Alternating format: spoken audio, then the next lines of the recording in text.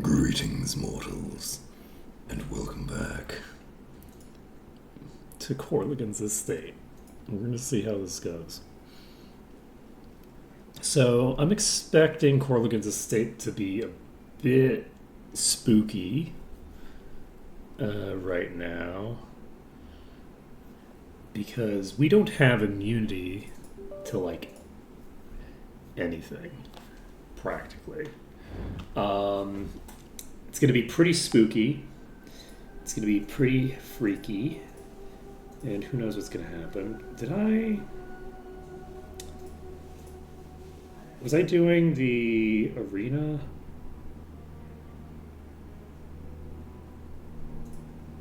Did I decide that the arena wasn't feasible? Or did I not make that decision? We have access to... we can level up 3 times. So if we can level thrice, I don't know that that's necessarily... I think we can't level here anymore though, right?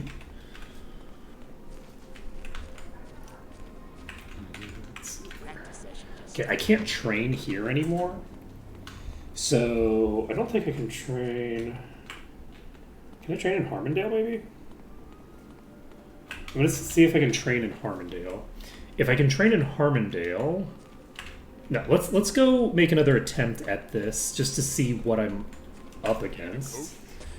Because I don't remember. Come on, let's go in. So we're on level 3. First phase is Followers of Ba, who are level 28. That seems reasonable.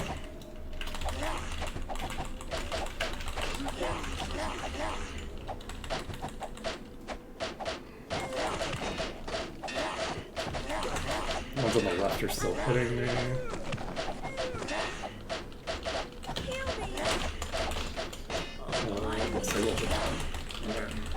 Yeah, we're starting things up earlier than I probably should have. I don't know. We're kicking things off pretty fast. Okay, so this is level 32. I need to be able to survive at least to the second phase. They're all physical. We do have Stone Skin active already. So we have this in an okay position. Did I have some other gear shifting that I wanted to do? This is required level 29. So if I level up, I should be able to... Yeah, let's... What I'm going to do is I'm going to level up quick. And we will take a look at our inventory. We'll see if there's any big changes that I want to make that will improve my odds with this before we move on. Because I think I made a few attempts at this and decided that it probably wasn't going to be feasible right now. Like that I'm just not in a good enough position to handle it. If I can't train in Harmondale, I will... I can only level once though. We only have the 1 extra bolster level here. So... what does that mean for me? The fact that I can't level to max actually means that I don't want to do that level. I prefer not to do mini levels where I'm leveling only part way if I can avoid it. Just aesthetically, I don't like to do that. Part of the rule is that I have to level up as much as possible, which technically I'm leveling up as much as possible if I am leveling up to the maximum that I can in the area that I'm in. That is technically being upheld. But it's not a technicality of the type that I like. There's lots of technicalities that I like, and that's not one of them. I'm presuming that the fact that I have all this armor in this character's inventory indicates that it's ready to be sold. I'm not going to check. I'm simply going to act on it as if that's the case. Because that sure looked like a bunch of shit that I had stacked in here for the express purpose of selling. And if it wasn't, then... Oops. This is... interesting. It has very, very low... things on it, stats on it. very low AC specifically. Which is kind of an important stat. So...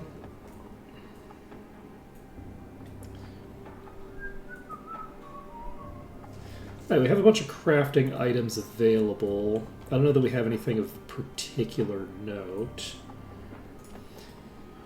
Do we have any gear that has... I don't think we do, really.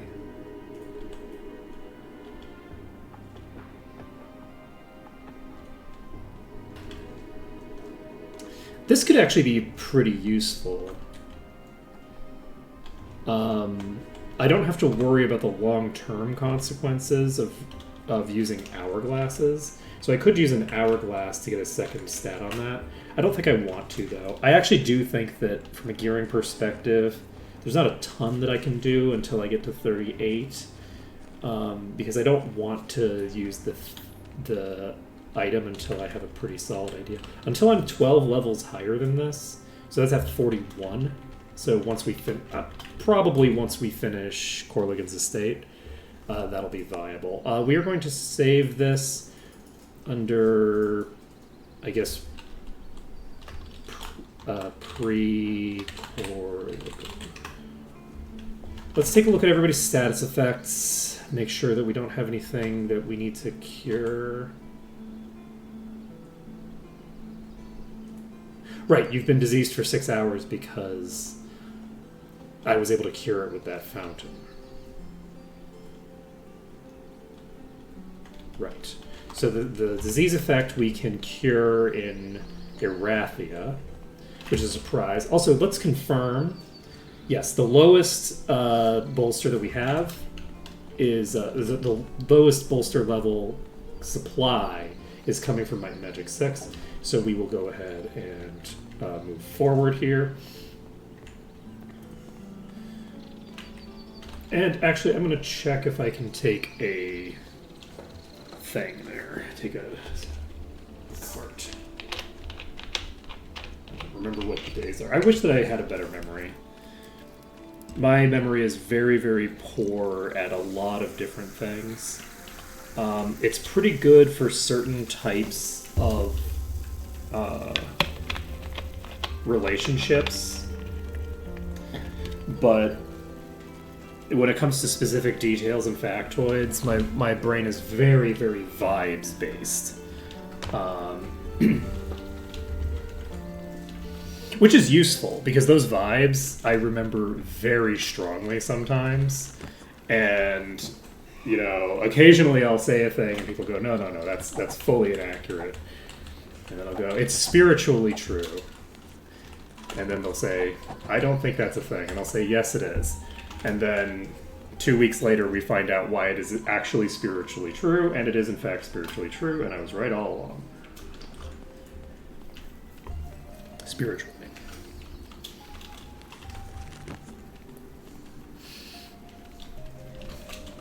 Doesn't happen that often. Usually I'm just wrong. I also never say something is spiritually true. That's something I picked up from a live streamer that I have only said this once, this one time, right as we're talking right now. I've never said it before in my life. Okay.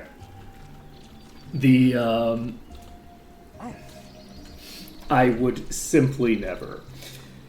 So, we're popping over to Corlagon's estate. Oh, actually, we can train here. Here, we can actually train. So we're going to train up to level 38. At 38, I don't think we get access to any new gear or anything like that, unfortunately. I was kind of looking forward to having gear that I'm going to grow into throughout the entire game. But we're probably not going to get too much of that until later.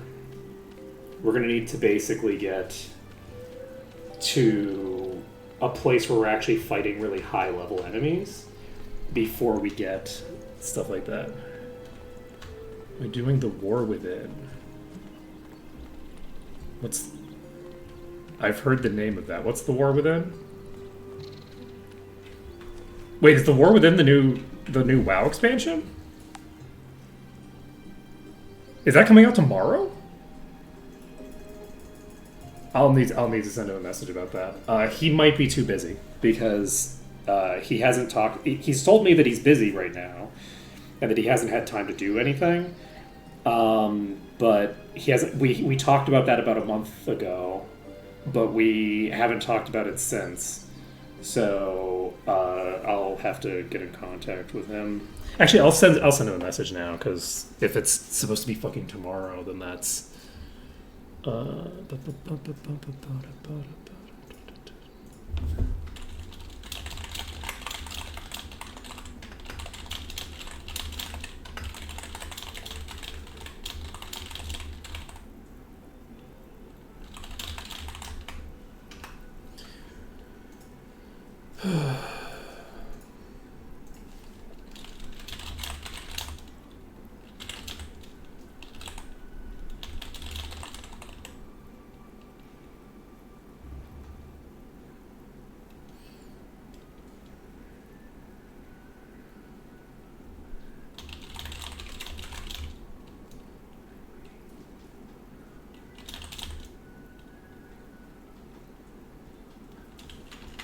Alright, I have sent out a message. What the hell does that mean? Does that mean that some people got access to the servers before other people? Like, some people have been leveling before other people?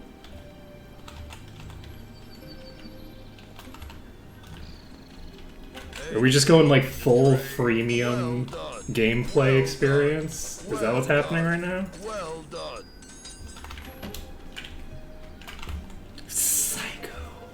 Wow, that's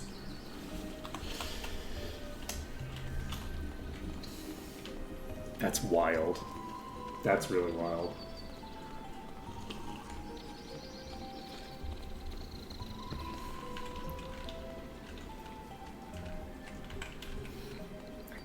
mind-boggling. So what day is it? I think my appointment is the 29th.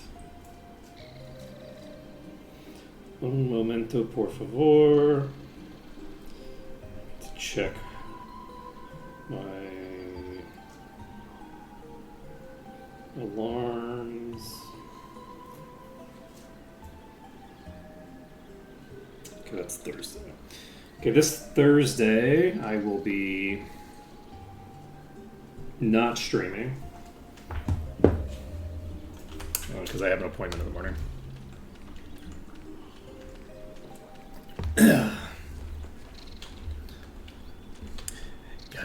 Gotta get a re-up on my methylphenidate, y'all. Gotta get that re-up. All right, so we're heading over to the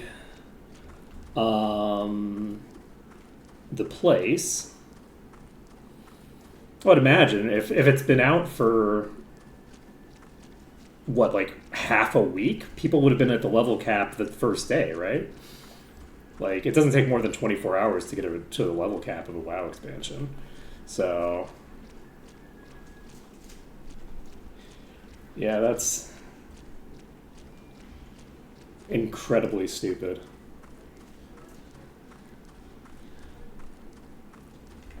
Truly mind-boggling. God, ooh, that's rough. Oh wait, I don't have enough food. It doesn't matter that much because I can't really save much in this stuff. I'm gonna get the food because actually, I have a bunch of apples in my inventory, right? I do. I'm not gonna worry about it. If I end up needing to save, then that's fine. God, that's even worse. You can't. So you basically can't do week 1 mythics. So basically for this expansion, like, none of the stuff that me and Bob actually like doing, that me and Ash like doing, is available.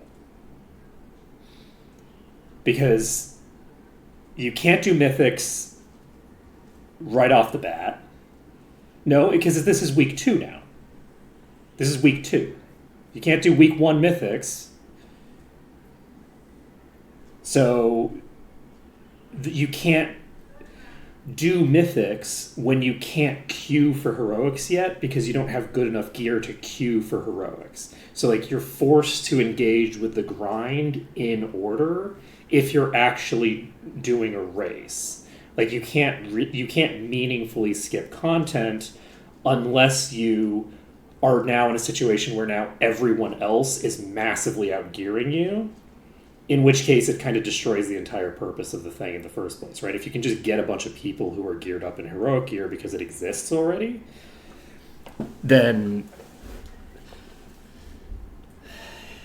yeah, the whole like week one culture is destroyed. There's no way to have the week one like burst culture at all if you have 5 days before you can even walk into a mythic, and because mythics are locked by week, you have like 12 days before there's a meaningful difference. Like everybody's gonna have week one mythics if you have 12 fucking days to get your week one mythics done. That is a lot of damage. That was just straight up damage. Is this just 2 enemies hitting me? Okay, that was did somebody get a proc? I think that was only 2 of these hitting me, right? I don't think these others were aggroed. Ooh.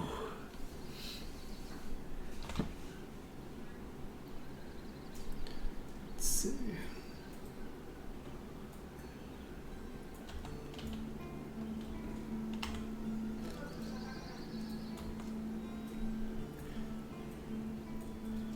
Yeah, I think I got out at about the right time. Honestly. Okay, that was horrifying. So, let's try this again. I'm not going to change anything yet.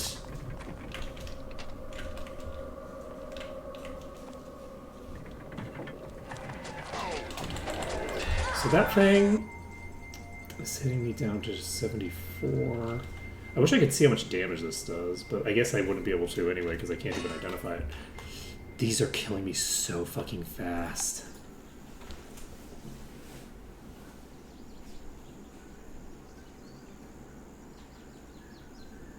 The thing that I was most worried about, honestly, was stuff like unconsciousness procs. Looks like this one's all right.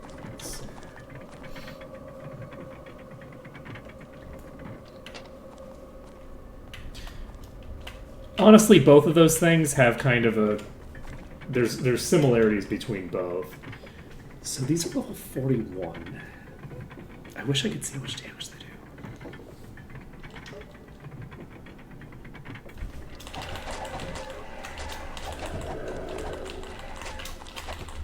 So, in theory, I could pull every enemy in the zone to this corner.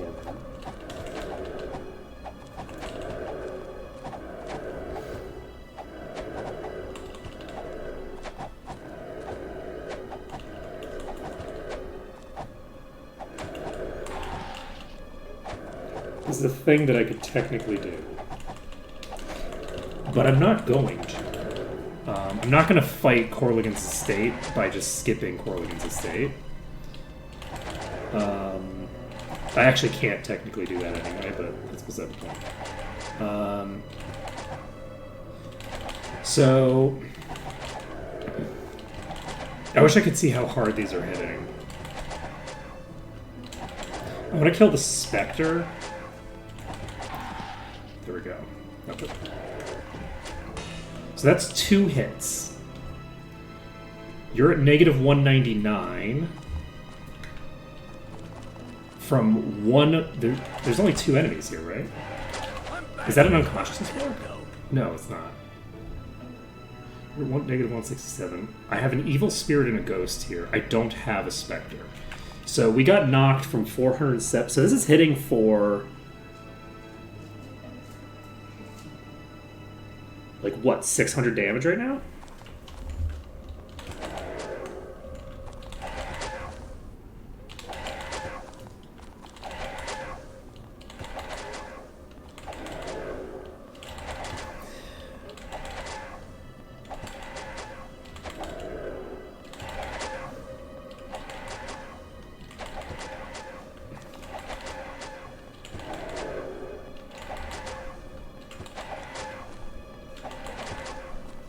All right, how do we feel about this? I would like. Okay, let's see how hard this hits. So on my tank, the weakest one hit for about 150, which isn't that crazy. That's not that high. I want to see how hard it hits on other people. We're going to do some testing with just this one enemy. So you're at 139, you're at 144. So this hit for about 200 damage. So the weakest enemies in the dungeon, well, not the weakest enemies in the dungeon, I think the skeletons are lower level than the ghosts, are hitting for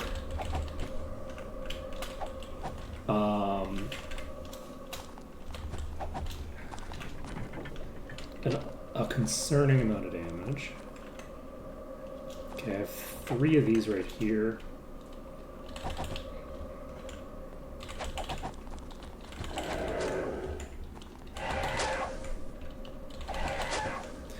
Yes. Everyone's diseased except Sortira.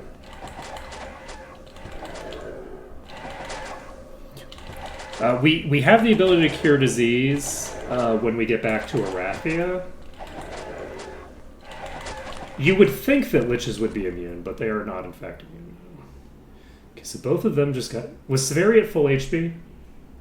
I think Severia was at full, right? So Severia was at full HP and got knocked unconscious by 1 hit from a evil spirit.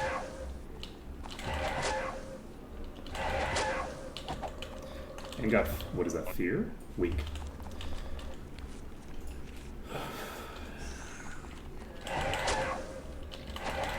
There are several status effects that you would expect undead to be immune to, because they're immune to the type of damage that is associated with that status effect, but they are not.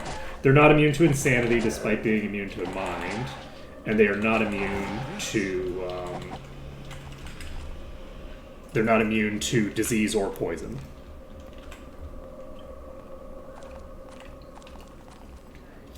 Despite being immune to body. Which you can tell because they have a portrait for it and everything, right? You know, I thought that too at first, but then I realized that gaming is kind of weird with the way that it portrays the undead.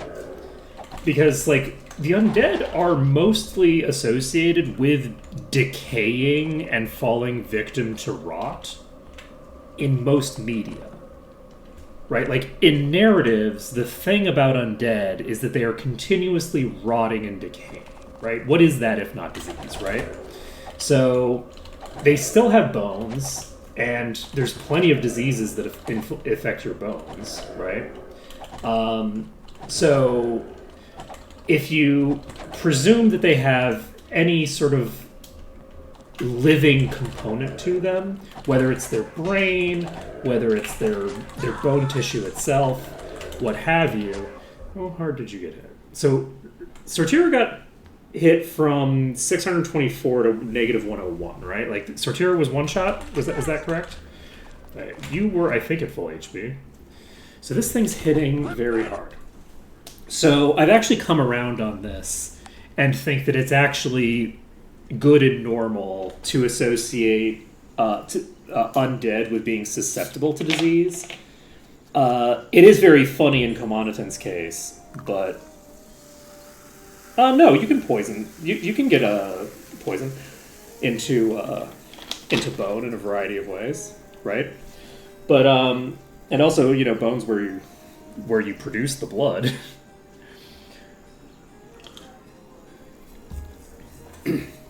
Now, a cobra injecting poison into you with its fangs, it's not going to circulate through more than one of your appendages at once, right? So, disease is easier to explain the spread of, but also they are magically animated creatures. So, if you have a poison that's been injected into one of your bones, your body, your magical body, whatever, however it is that you're maintaining the status of your body as a whole, is going to be expending that effort into removing that poison in the same way as if it was throughout the entire thing, because there isn't a physicality there in the classic sense. You're magically animated, but you still need to maintain each of the points. So a poison might actually be harder to deal with because you don't have an immune system. You are magically purging this poison out of your bone tissue, right? So, because like bones aren't rocks, bones are living tissue, right? Like bones are not rocks. A lich is not a golem, or they don't have to be. A lich can functionally be a golem, right? That can be an interpretation of a lich. It's not. There's nothing wrong with interpreting them in that way, but a lich typically is tied to their physicality in some way. So now, obviously, the whole phylactery thing is interesting because it's like, well, if you have a phylactery and that body is not the body that you're stuck with, why do you look like a ghoul?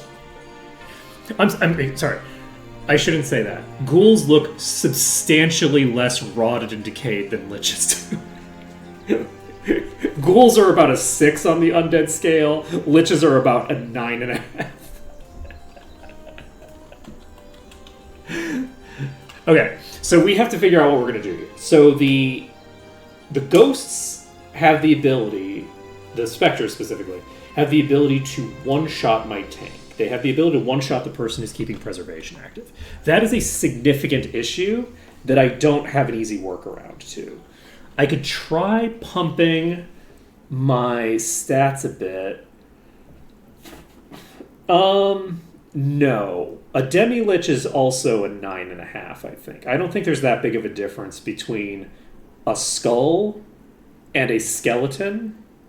In honesty, I don't think that there's really that big of a difference on that kind of a scale. A 10 out of 10 is probably a specter. A fully non-corporeal undead is a 10 out of 10 on the undead scale, where it's just like, you don't even have a fucking body. I said fully incorporeal undead, not a fully corporeal, right? Did I say that incorrect? It's fine. It's fine. Yeah, I said 9.5 and didn't even think about the fact that it's like, no, a demi-lich wouldn't be a 10. Because I was thinking demi-lich in my head, and then I'm like, no, actually, demi-lich isn't even there. We've got the fully incorporeal ones.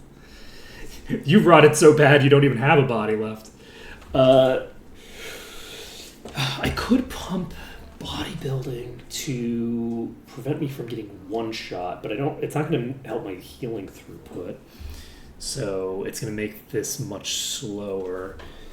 So I'd like to do this. I would like to stipulate that there is no rule that requires that I do this right this second. I can do this after I've done the other dungeons here, and there's several of them. I can do it after those dungeons, but I think this is the dungeon that's going to give me the most experience, and so I want to get it done first because I want to max out that bolster, right? I'm trying to get as much bolster as possible. Now, that being said, this dungeon gives the most experience. There's an argument to be made that I should be going for the lower experience value granting dungeons first to allow me to bolster the experience that I'm getting out of this dungeon. Right, that there's a legitimate and real argument that is a better choice than to go for this dungeon first. I would like to point that out. However, I'm working under the presumption that it is more fun and more interesting to go after the higher tier dungeons first, so I'm going to be doing that. So the issue here, and I think this is a considerable issue, is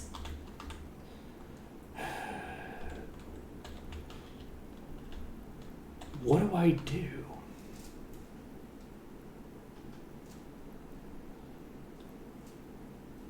Well, I think that demi-liches are so concentrated in terms of their magic that they don't need to do somatic components. right? Like, a dragon doesn't need to use somatic components to cast spells. And dragons can cast a lot of the same spells that a human would cast without any somatic component. So, because like dragons can and should be high level spellcasters in addition to their base stat block. One could make an argument that dragons are kind of anti-intellectual laggards that wouldn't put in the hard work and labor necessary to become a high level spellcaster because it's a lot of work. But dragons have like 30 fucking intelligence. They should be high level spellcasters. I'm sorry. This thing is 500 years old. It's a high level spellcaster. Now, dragons are canonically very magical beings with a lot of different things. And just like every other sapient creature, they have the ability to gain class levels. So dragons can just take a level in Fighter. Yeah, dragons are often high-level wizards. Or sorcerers or what have you. I think a dragon is more likely to lean into something like sorcerer, but... bear in mind also that, like, the source of a sorcerer's magical power, the ability to cast spells the way that sorcerers cast them, is from the fact that they have a tiny fraction of dragon blood or something similar to that in their body, and that's why they're able to cast spells like that. Dragons can fully just cast spells. They just have to learn how to do it. Same way that a sorcerer does. Because like someone can be capable of becoming a sorcerer and not actually become a sorcerer. That's a completely realistic thing. Sorcerer isn't a thing you just are natively. It's a thing that you have to train and practice for. You have the magical potential, but you don't have to use it. Let's see here. Unless you're probably a wild magic sorcerer, in which case, if you don't use it, it's going to use you. So, what do I do here? We have... Also, bear in mind that does depend on the setting. In Dungeons & Dragons specifically, dragons are extremely hyper-intelligent shapers of nations.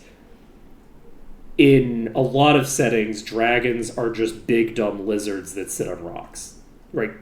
So, depending on the setting that you're in, they'll have different characteristics.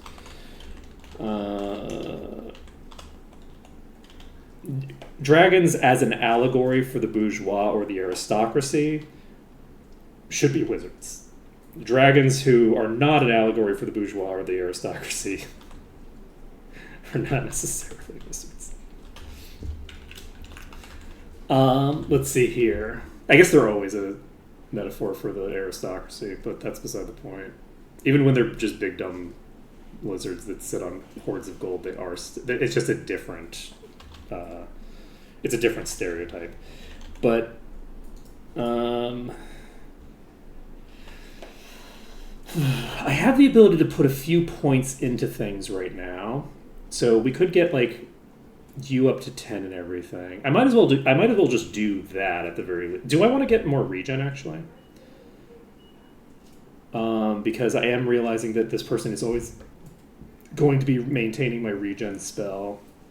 Do I want to get my regen up to par? Maybe. But now might not be the time for that. Well, bards are also classically draconic heritage. Bard magic is actually explained as being dragon blood as well. Before sorcerers were a thing, I think bards were the original sorcerer. So, like, the bard draconic bloodline is very strong associations. Yeah, I don't know how we're going to do the Corlagon. I think we might not be able to, but we'll find out. Let's get another point in both of these. Do we need to get these up to mastery? It's not a critical... importance. Bodybuilding, we do need to get up at least by 1 point just to get that to master available. And I think we might want to pump plate because we have better plate. And we have mastery as opposed to expert. So this is 6. Yeah, so it's definitely plate. We're going to go with plate. We're going to make a good faith effort at this. And the thing is that I have a means by which I could probably do this. I could probably make this work. It would be extremely long and painful. And it would be kind of beyond the pale in terms of cheesiness, even for me. So I'm probably not going to do it the way that I'm thinking of. But that is a thing I could do. I don't think that I want to maintain the highest level dungeon thing as much as I want to have an interesting challenge. So we don't need to get leather up to 10 necessarily, but we are going to be eventually pumping this as a skill. So do I want to just start getting everything to 10? I don't need Arms Master at all. We can get regen to 10 if we want. I'm going to get leather up to 10 first. You can get... I honestly think that I'm probably better off getting dagger.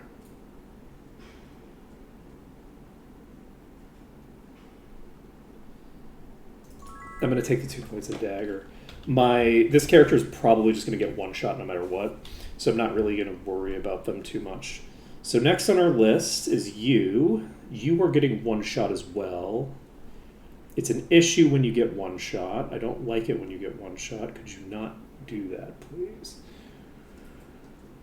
I have access to master bodybuilding, so that's eventually worth investing into. Identify monster. It's tempting to put some points into identified monster just so that I can see what level the things are, but it doesn't matter. I know that the lowest here are 41.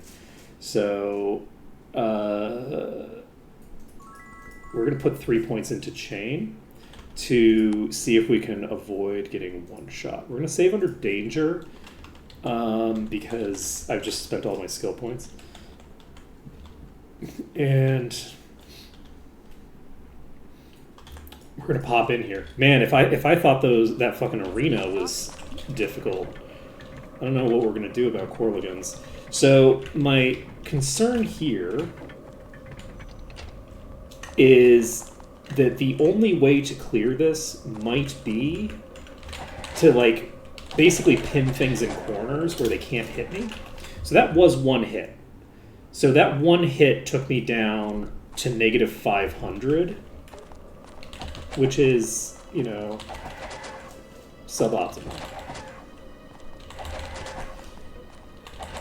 So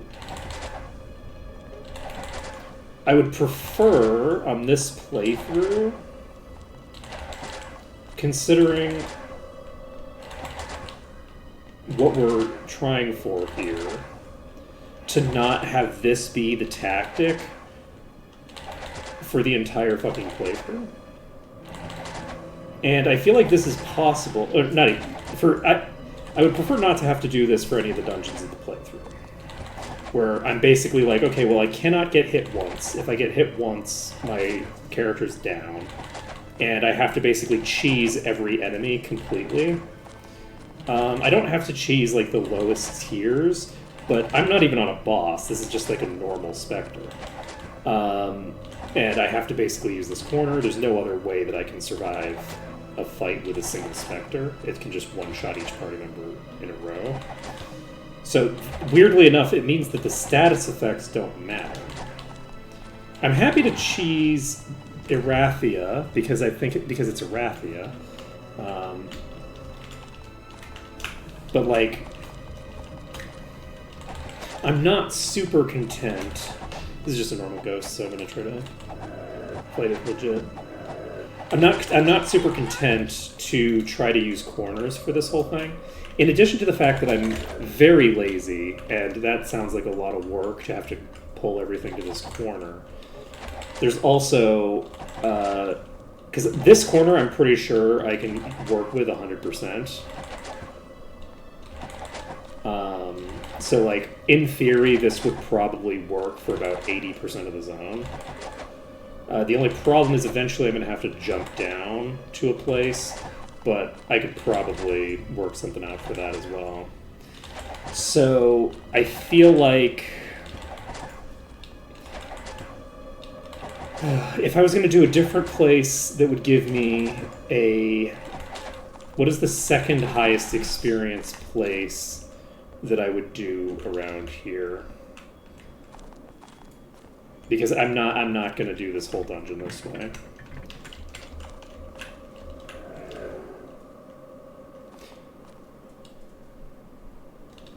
Like, I'm fairly sure that it's perfectly feasible to. Part of what I'm doing right now is just testing to see if it's even feasible to do it the way that I think that it is. I think this is a feasible strategy for basically doing almost the entire dungeon. Is just dragging them to corners like this, and going ham on them. I think that this will work. Some of them I can just hit like this. Others I have to actually like rotate out to poke. And then dip behind cover. But I don't want to do the entire dungeon like this. And...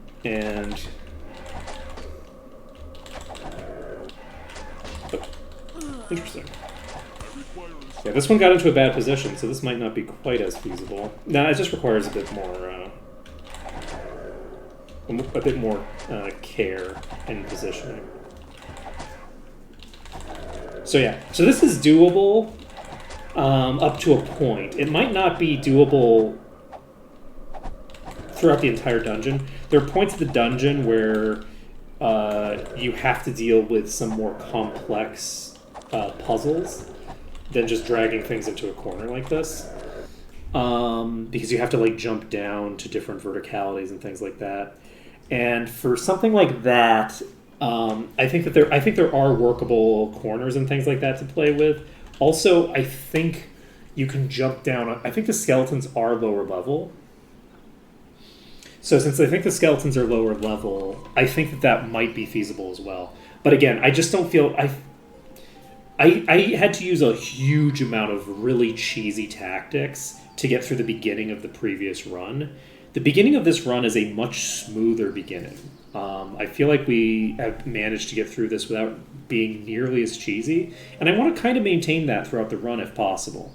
So what I'm going to try to do is I'm going to try to collect some stuff that... Because I was... The thing that's funny, I was worried about the unconscious proc.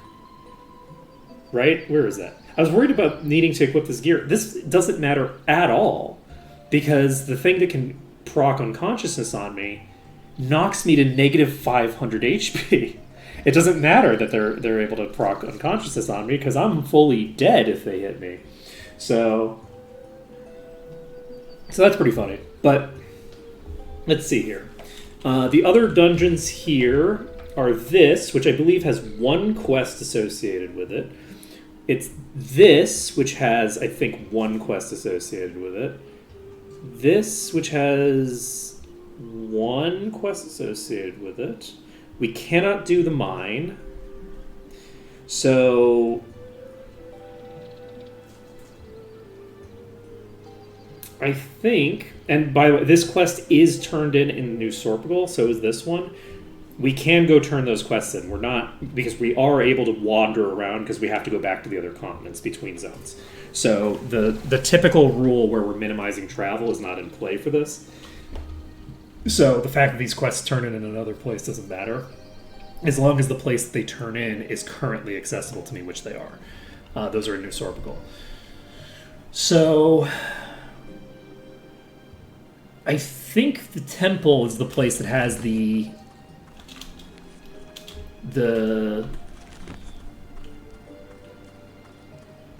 the most probability there.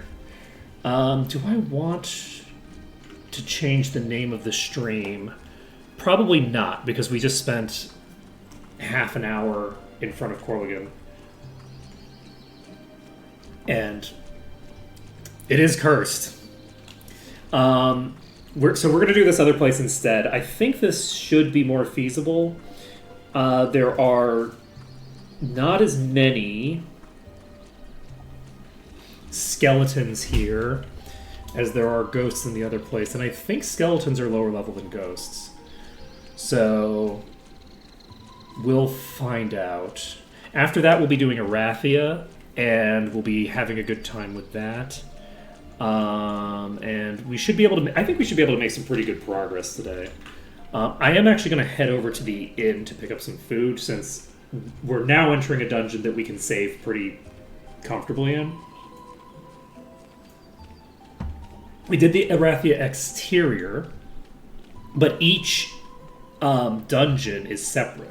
So in Arathia, we're going to be doing Castle Arathia when we head there next, which is going to be the highest level dungeon that we've done so far.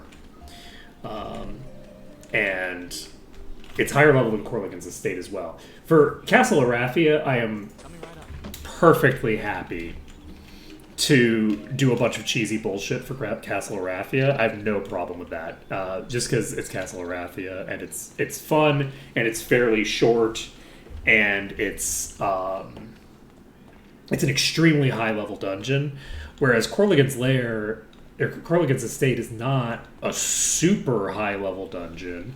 Like, it's certainly dangerous, but it's not like unreasonable to do it on first entry here. The way that like Castle Arathia is fully like Champions of the Sword are fucking crazy high level.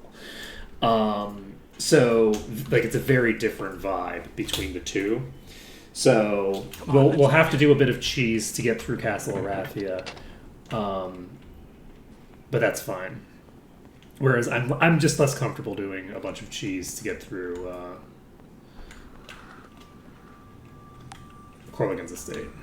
So let's see how high level these are. These are probably, yeah, this is 34. So this is a few levels below us. And we'll see if I can handle this many huge spiders. I don't... That's a lot of... Oh, shit.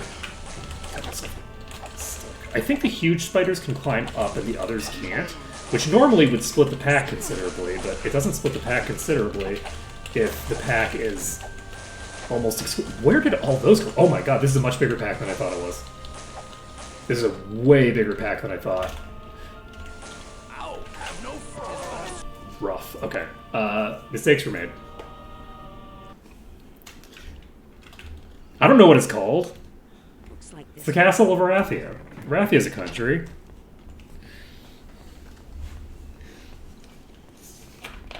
Is it not called Castle Arathia? Oh, okay, yeah. Did the Griffin Hearts have that castle built? I don't fucking think so. I don't fucking think so. That place was called Arathia before the fucking Griffin Hearts got control of it. They don't get to rename the castle. That's Arathia Castle. Fuck them. Down with the monarchy. Ne'er kings, ne'er queens.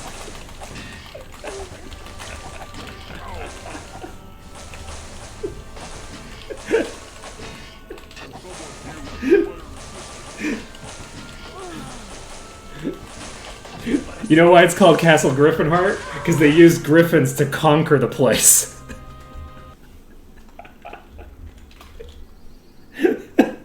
This'll be fun.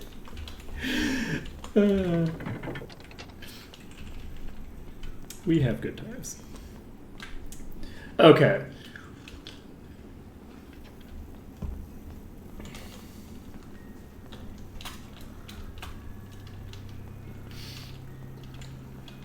Turns out that Arathia was already associated with griffins before it was conquered by the fucking... What are they?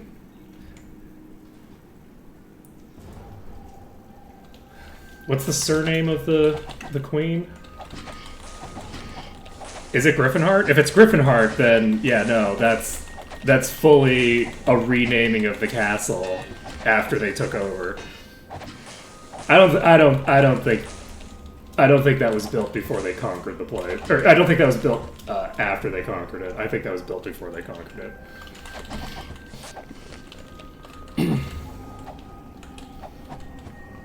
It's always important to remember this about kings and queens, is that the reason that they're stationed in castles is that every single monarchy started out as a warlord.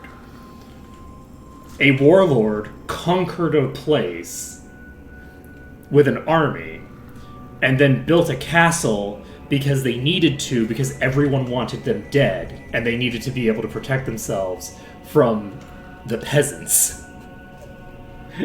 The newly created peasant class. And those castles happen to be useful for fighting against other warlords later on, but like...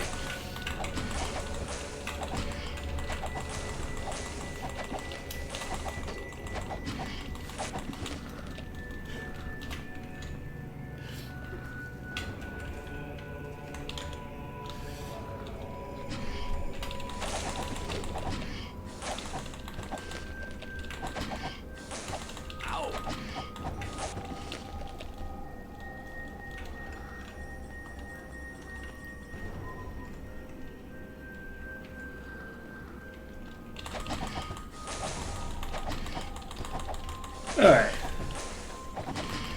So we're gonna just plow through these.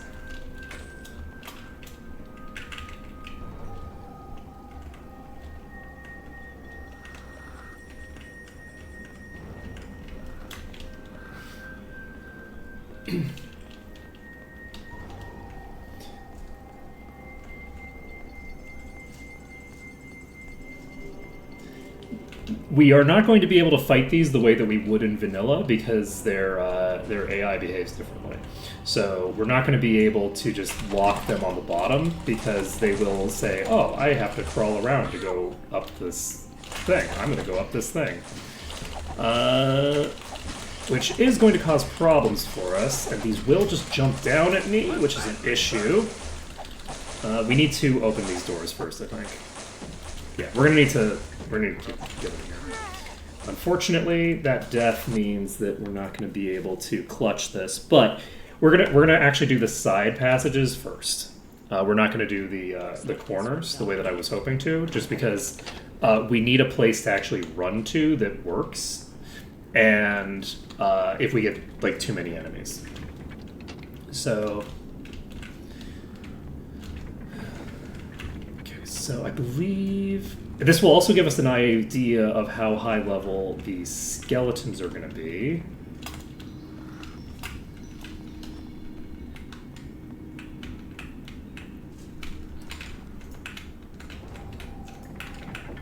Okay, so these are coming now. These are level 4. Oh no, the skeletons are higher level than the ghosts are. That's a problem. That is a very big concern. Alright.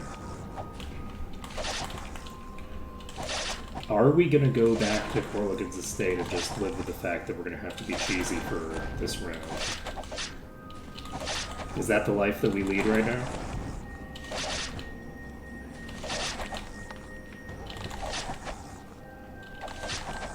That was the base skeleton that was level 42, right?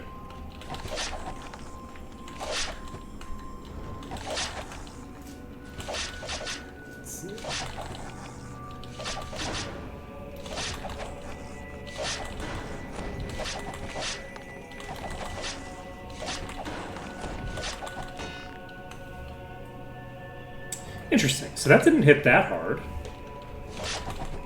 I don't know if that was the knight. I think it was the lord though, actually. Oh, that did not one-shot her.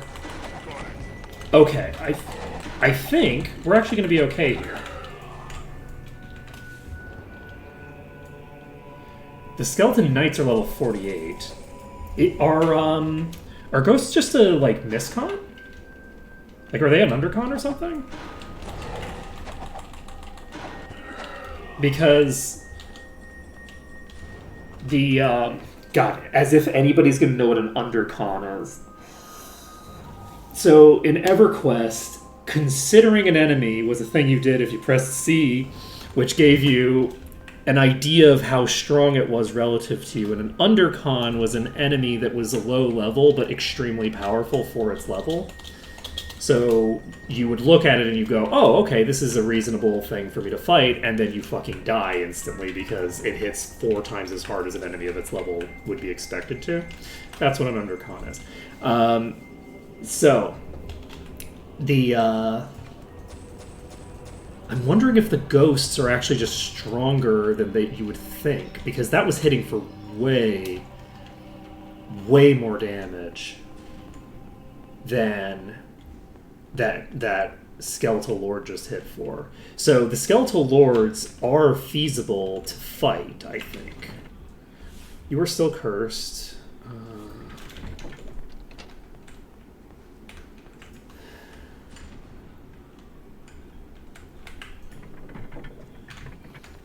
Is that it does it? I think it might be. Yeah, it should be, because I hear monks.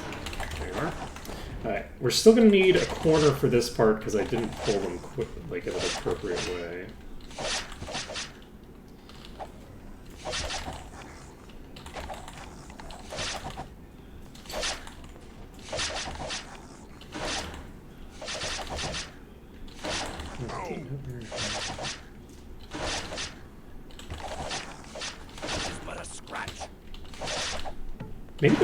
Maybe they're not actually doing physical damage. Maybe the ghosts are bypassing resistance in some way.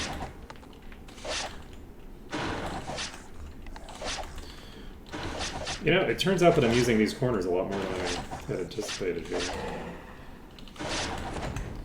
Let's take a look at how hard this is. Maybe I cure the curse first and then heal you up. I need Sortira to be at full HP if I'm going to do that kind of testing before I'm saved. There are multiple Skeletal Lords here. I can't really do that kind of testing. Actually, you know what? Is this weakness? No, this is Curse. So apparently I don't need to worry about Curse, except on the characters that are actually able to cast spells. Commandant will eventually be able to cast spells, but I don't need to worry about it at this exact moment. Like, I don't need to worry about it for this fight. I can just cure it after the fight.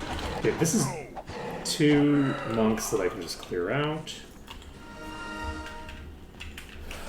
Okay.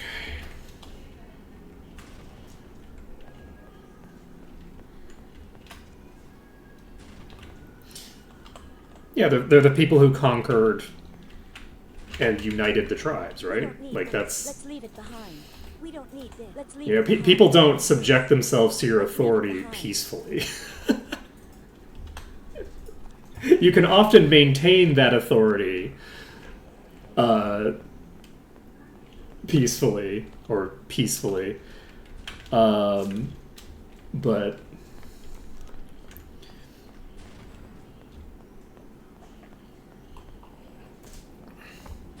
that's very funny to think that the first person of the entire line is referred to as the Mad King, considering that presumably that's the person who gave the area the concept of a king. You know what I mean? Like, though they probably just deleted the records of the previous kings, right?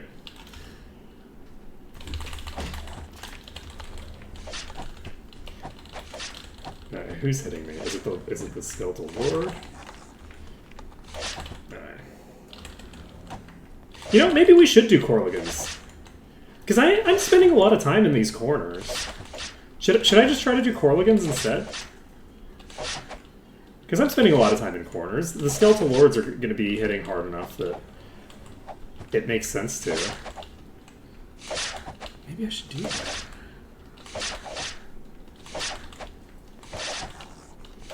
If the Skeletal Lords are about the same power level, which I think they hit way less hard than the Spectres,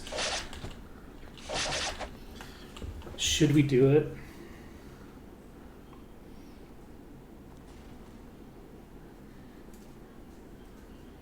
I'm going to make a few attempts on this. We are actually going to make a few attempts on this because I think that we're having to hang out in corners anyway because those things are still really high level compared to us. Like, I think that it makes sense. We're doing it. We're jumping in on this. So, we're going to jump in on attempts. This is a much crazier thing to have to do than the other places. This is a much more intense thing where the slightest misstep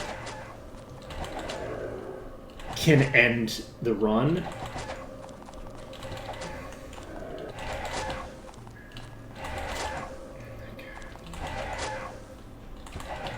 I don't have access to anybody from here, right? Correct. So, like, they get access to attacking before I do. Which means that I have to be not just getting them out of line of sight, I have to be getting into line of sight quickly and then out of line of sight before they can finish the animation that they started before they were even in line of sight in the first place. So, that's suboptimal. This is a pretty bad position for them all to be in.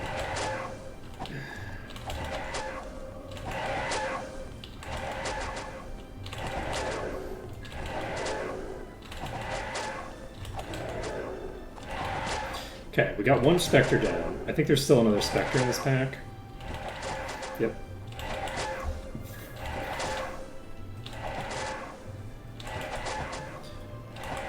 I don't have a ton of food, but it doesn't matter that much. This is a dungeon where I can't save for probably about half the dungeon, unless I allow myself to save while I'm in the yellow, which costs more food. And we might end up having that be the thing that we do. This whole stream might be Corlagon's estate. We might actually be leaning into a very sweaty try-hard stream where we actually get some work done instead of just chilling. And I think that's what we're going to do. This entire stream might be attempts on Corlagon's. Corlagon's estate is going to be the hardest thing that we do this entire run, most likely.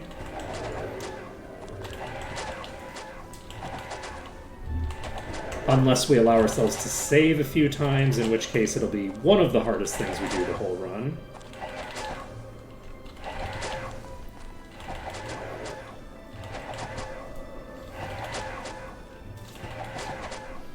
It's going to definitely be hard on my little fingers.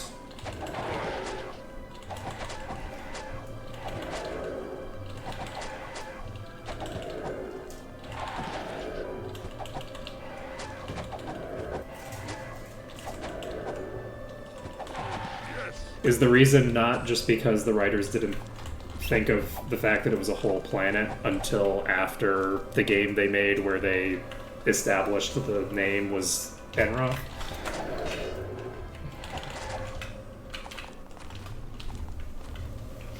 Because it's like, it's a whole sci-fi trope that a planet is a monoculture, right? Like, that's a whole sci-fi trope, but this is a medieval setting mostly. And a planet as a monoculture is not how a medieval setting works. So it's like, it's established as Enroth by the sci-fi elements. And then it is... it's expanded upon by the medieval elements, which leads to a desync. Oh yeah? Who has the rights now?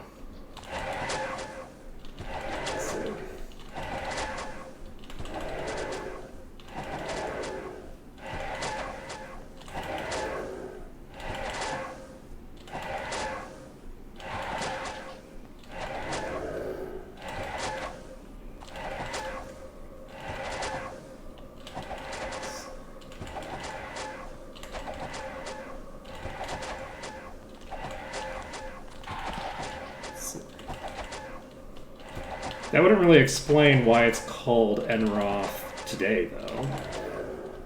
Like, nobody calls Earth by... Like, no, there's no continent that's called Earth. Right? Like, the people who live on the continent of Enroth are definitely not going to be referred to as having the same name by everyone else as the name that everybody uses for the planet. Like, that's politically completely ridiculous. Oh! Interesting. I actually really enjoyed Iratus, Lord of the Dead.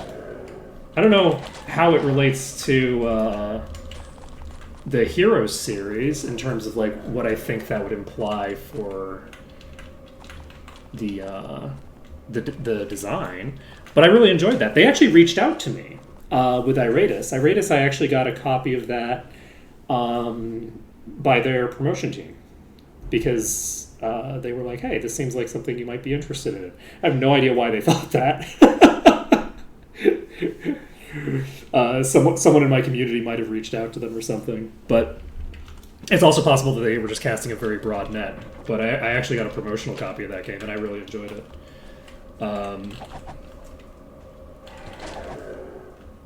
Chidame is the setting. That's interesting. Oh, we have an Adamantite Spectre here. Well, we'll be here for the next 3 centuries. Or we'll be here very short time if I fuck up even once. Can I...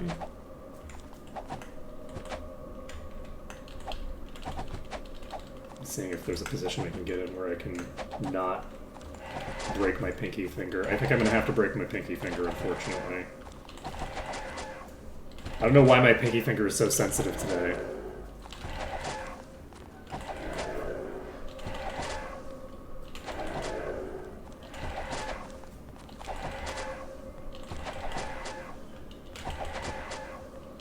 Is Ashan the thing that they made for Might Magic 10?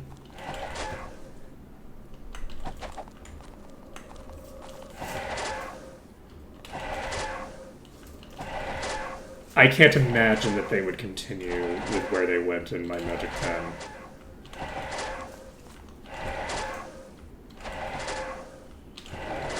The whole point of making a Might and Magic game is to like exploit the branding, right? And so you want to target something that is like that people have fond memories for. And like I don't know what the nostalgia cycle looks like at the moment for like the gaming industry, but the Heroes of Might and Magic 3 is the point where they fully went into, we're going to exploit this IP for everything that it's got. We're going to suck it completely dry. That was the point where they did that. At least I think it was Heroes 3. Heroes 3 is the one that had 15 games that were all Heroes 3, right?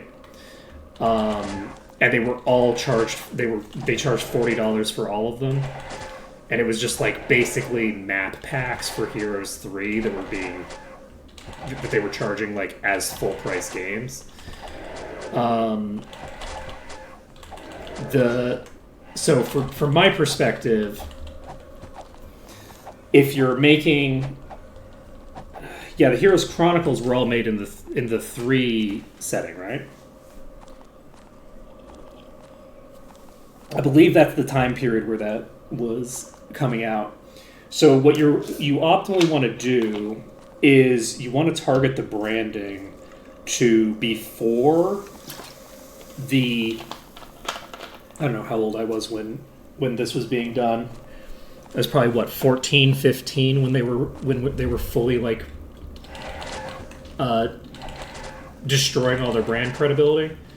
You want to basically target the peak, which would have been right before they did that, which happens to be the same setting as them doing that, right? So weirdly enough, you go back to the point where you first, like, you know, shot yourself in the foot with branding and try to do a better job. That seems to be a fairly common thing for brands to do. But bear in mind, that doesn't have anything to do with how, like good a game will be. Like, they can make a really good and impressive Might and Magic game in a completely new setting, or in a setting that has been nothing but, like, kind of schlock so far. That's a thing that can be done. It's been done before, and it will be done again in the future. It depends on who they get as a development team, and how much support they're given to do what they need, what they're intending to do, and whether what they're intending to do is something that is good for the particular target demographic that they're focusing on. Because you can make a great game that doesn't really make sense as a component of, like, the Might and Magic branding, right? And if you do that, then you have this great game that's like, what are you doing? Like, why is this in this branding? That's happened a lot. I would say that's much more common to have a really great game that's like, why is this in this series? Than to have a great game that is in the series as a reboot that, like, still matches with the series as a whole.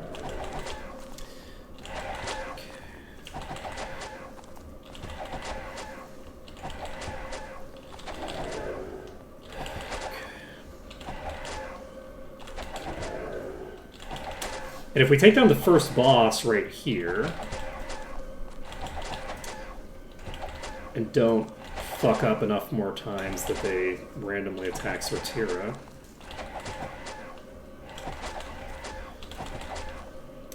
Yeah, the Heroes Chronicles campaigns were probably pretty good, right? Like, I don't remember very much. I played so many strategy games at the time that I didn't play any of them that deeply. So I never got deep into the Might and Magic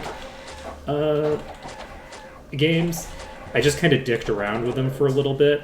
It was a time period where I was a kid with a job and no money, no expenses, right? Like, I was firmly, like, you know, upper middle class, you know, no expenditures to speak of.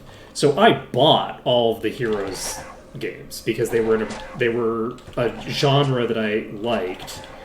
I picked up probably 80% of strategy games that came out during that time period and only touched a few of them.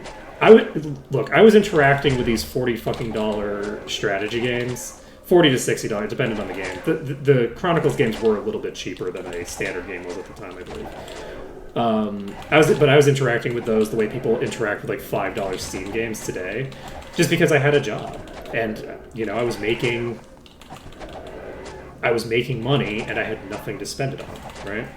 So being a kid, I just kind of spent it on video games. But this was before I could drive. I don't know how old I was. When did I work at that grocery store?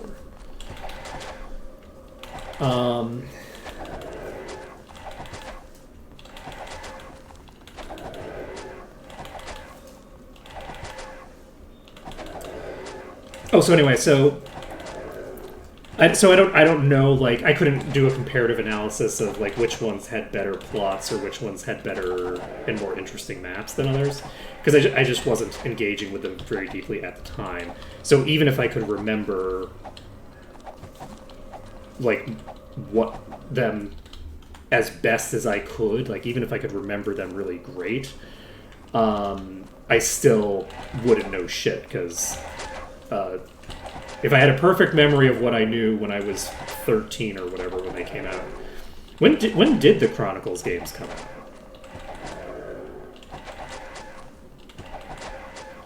Is that the early 2000s? Or is that, like, that's the 90s, right? It feels crazy to think it's the 90s, though. When did I have that job? 2000. Okay, so I guess I was 14 when that started happening. So yeah, that would have been about the right time, I guess, for me to have that job. And start just buying everything. I will say, I don't regret having been able to buy like whatever fucking game that I wanted and just buying a bunch of stuff and seeing what stuck. There's a lot of games that I would not have bought and would never have learned about if not for the fact that I was buying basically every RPG and every strategy game that came out.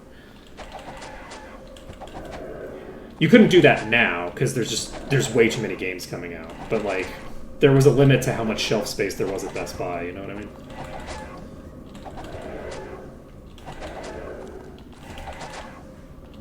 Jade Cocoon is an example of a game that I picked up during that time period. There was something kind of similar to Jade Cocoon called Monster Something or Other that I played that was really janky, I remember. But it was like a similar vibe of being like a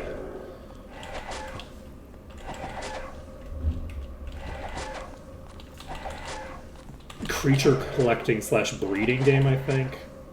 I actually really do want to do more with Jade Cocoon 2, actually.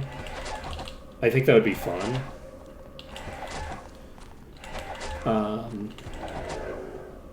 Because I still haven't finished the, like... I don't think it was Monster Rancher. Monster Rancher, I think, is more of like a mainstream product. It was a janky, like, weird game. Like, you know how Jade Cocoon is really janky and weird? Like, it's an off... You know, this is definitely your off-Broadway weirdo jank fest.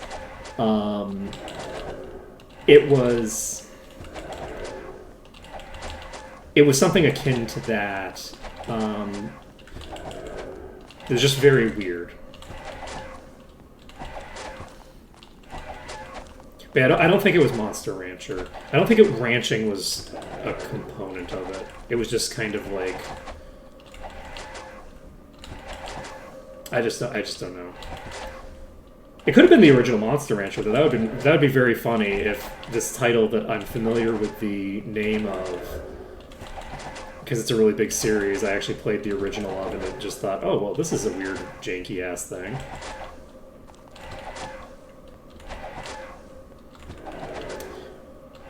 Jesus. This Spectre does not want to die.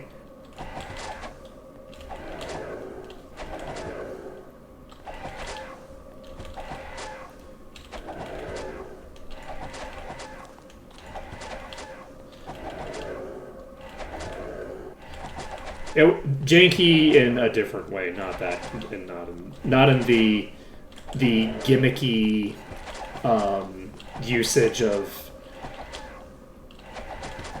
secondary stuff. I don't think. Though again, it could have been the same game. I didn't play it for very long because I think one of my friends broke it or stole it or something. These are problems I periodically ran into as a kid.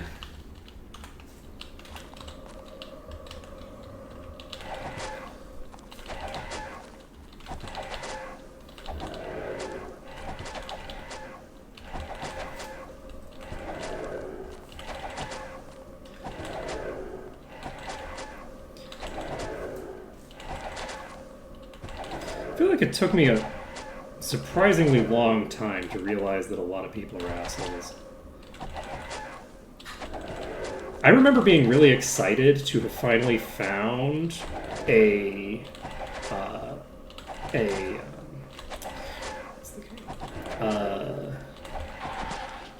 computer game version of the board game Axis and Allies. I was really excited about it. I was very happy about it. And I played it with this guy who I would not call a friend, but who was a member of my extended social group.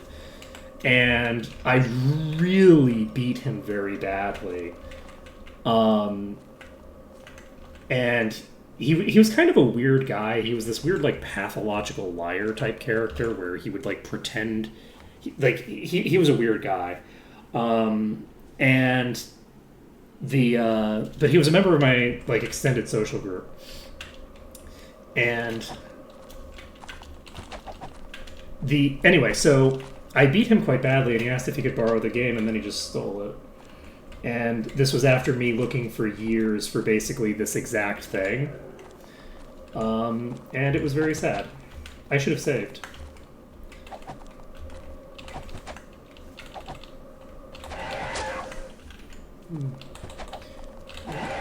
Yeah. Saving would have been a good idea. Ooh, I'm in a really bad position here.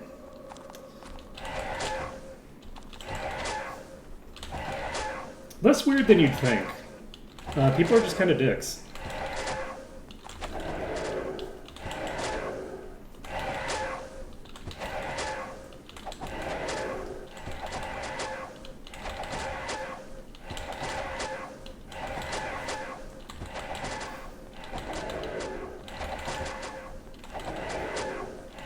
I actually had, over the course of the years, I had to get like 3 copies of Final Fantasy Tactics because people kept walking off with my copies. Like people just kept walking off with my Final Fantasy Tactics copies. Oh no, he full on stole it. In retrospect, it's pretty obvious. The reason that he wanted to borrow it was not to play it. The reason he wanted to borrow it was to steal it. He was a pathological liar who loved to make shit up, so he claimed he was really good at a game that he probably never played.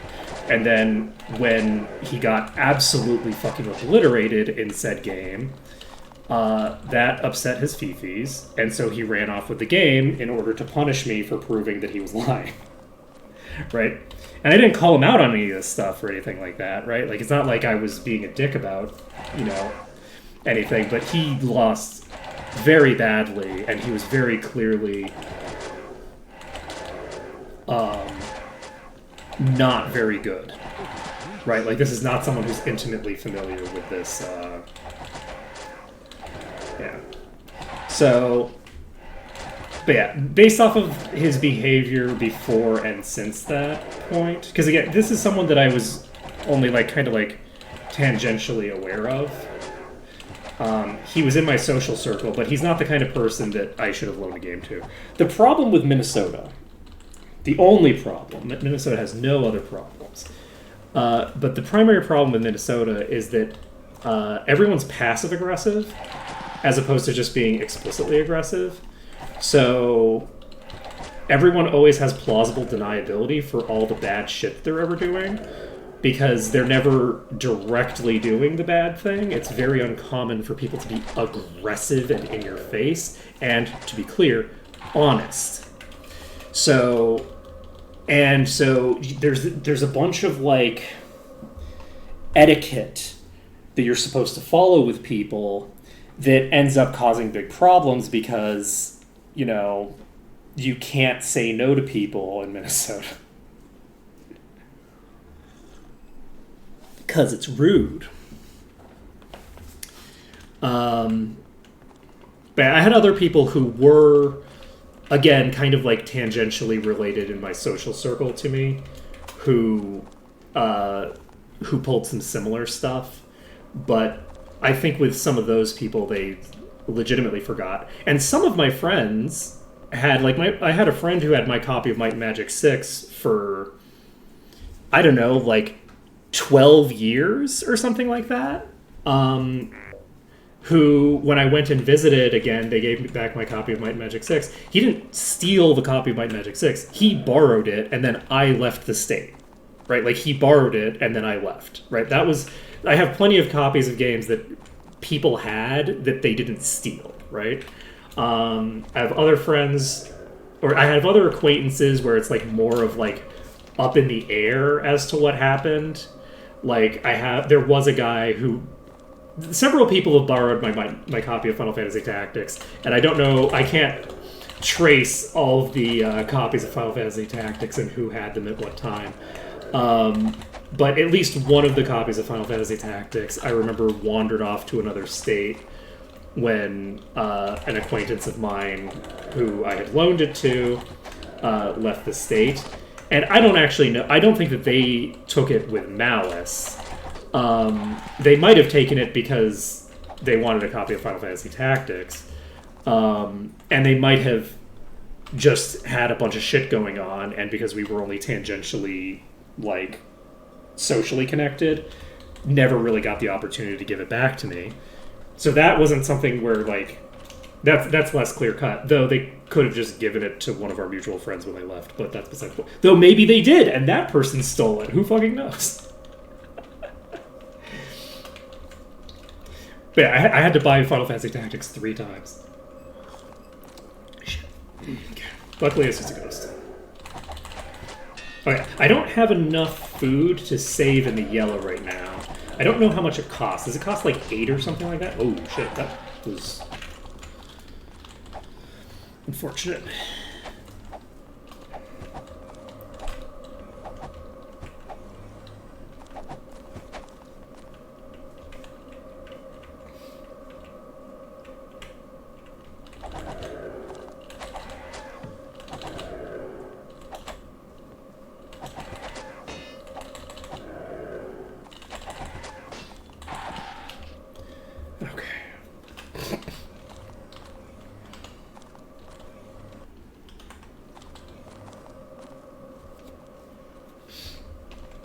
Yeah, that, by the way, is insane behavior.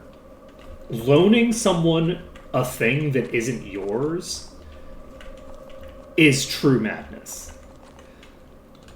Right? Like, that is 100% unacceptable behavior. Now this will do. Let's see here.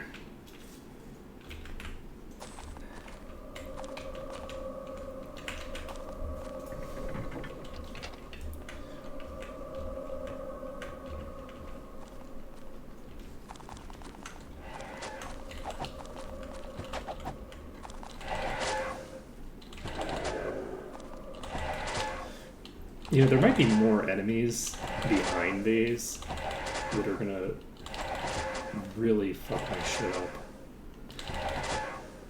I think I have one save available. We've cleared an adamantite. We do have a specter in this pack, so we have the possibility of dying instantly.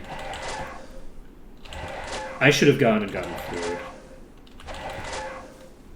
If we don't make it on this attempt, we're gonna get food before the next attempt.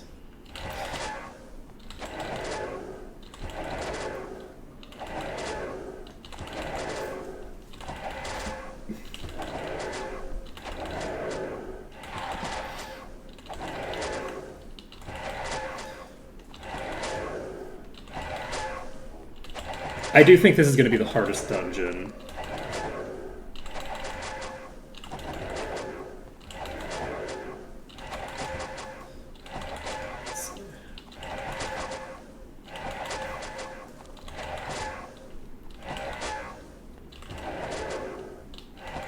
Is that like parental framing, or is that their own internal framing?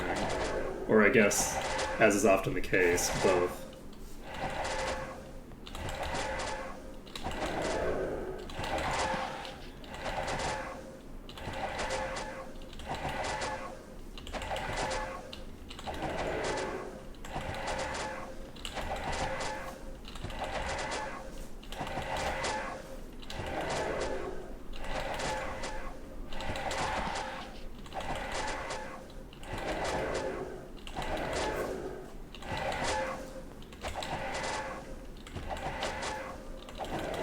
Yeah, people are weird about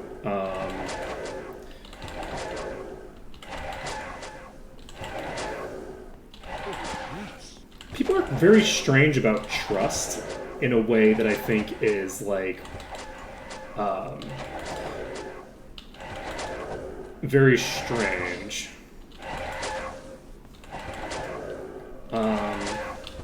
Because like just because I trust a person doesn't mean that I have the authority to entrust someone else's things with them. Right? Like,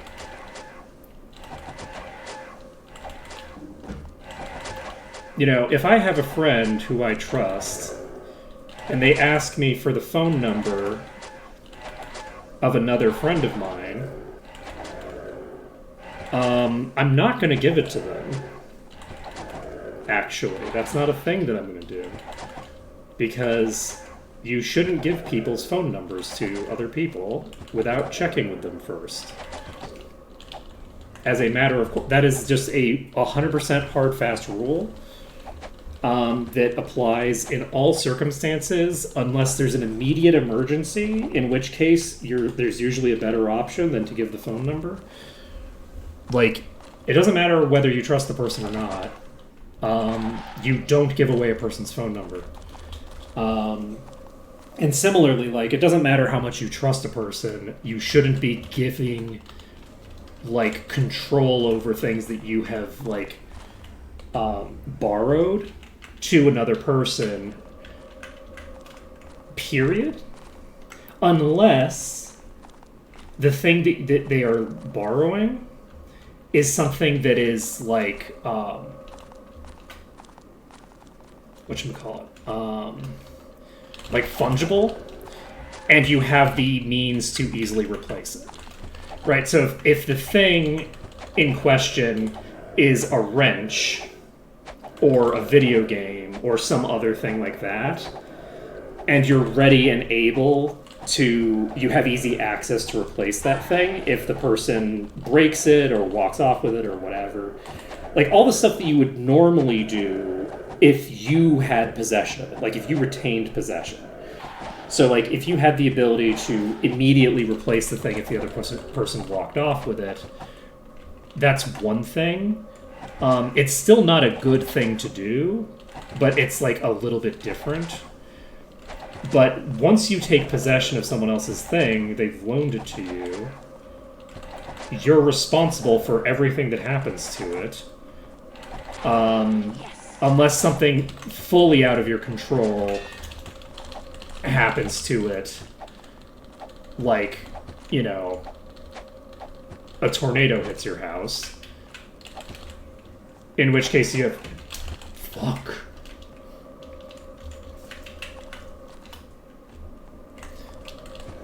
In which case you have bigger problems on your hands than the social dilemma of how to deal with this thing that you lost control over.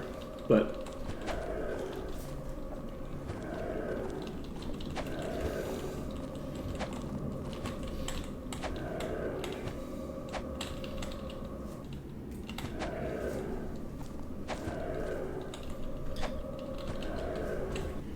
yeah, I do think the phone number thing is important information for people to remember. It is actually critically important that you remember that you should only give out things like phone numbers, contact information, stuff like that, to a third party if you have the explicit express consent of the person whose phone number is being requested. You only want to give out contact information if the person has consented to it. Explicitly, you've asked them about giving their phone number to this particular person. You don't know what the hell is going on in social groups, and, you know, sometimes some weird shit's going on that you just don't know about. I've never had any experiences where, like, I haven't had to have the experience of giving out someone's phone number when I shouldn't have, and I also haven't had the experience of asking the person in question and having them go, "Oh shit, no, please don't give me that. Please do not give that person's number, or please do not give my number to that person." I've never had that experience.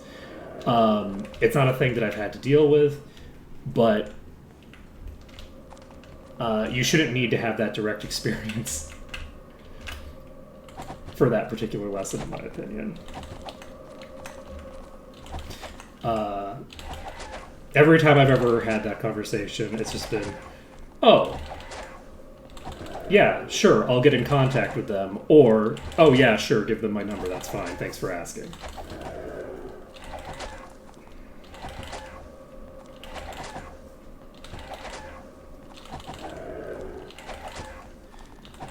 Let's see here. And that might be like common enough knowledge at this point that it just seems like kind of a no-brainer. But it's the kind of information that we were not taught as kids. Like, there's a lot of weird categories of behavior. Not weird. There's a lot of categories of like creepy stalker adjacent / just stalker behavior, or just like, you know,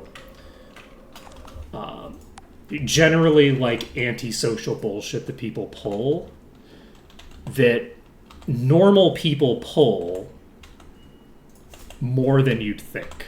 People who are otherwise fairly normal end up doing certain kinds of like weird shit sometimes, and not realizing that it's like, oh no, like just because your friend is generally chill and fine doesn't mean that they don't have a weird relationship with one particular person where they do things that they shouldn't be doing.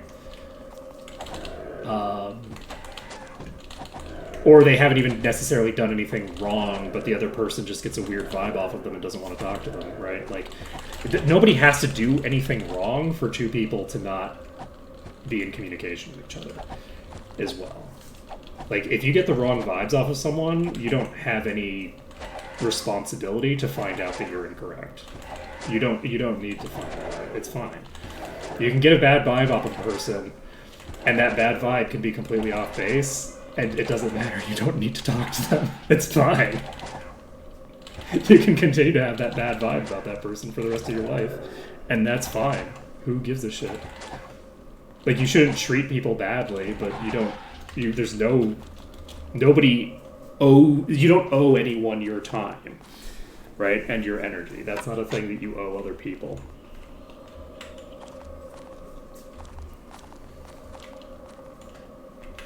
Okay. We have cleared a sizable portion of the way into here. I think this is going to work. We have access to 20 foods worth of saves, which I don't know how much saving that is.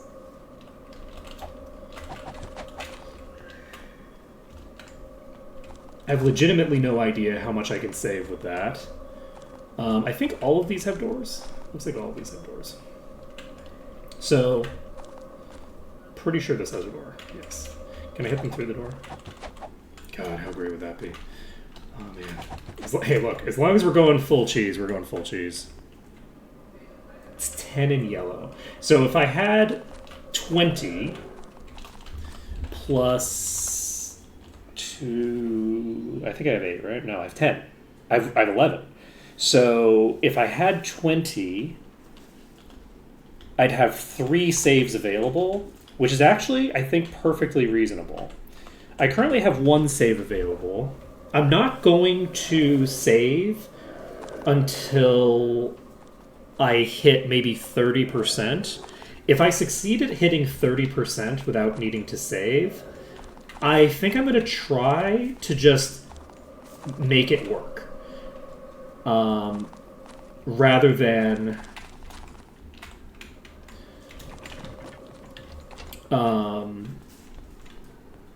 like, I'm optimistic. If I was...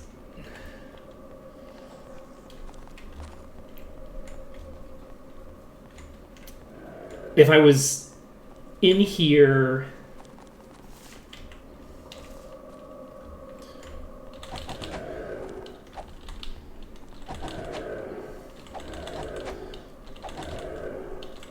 in slightly different circumstances,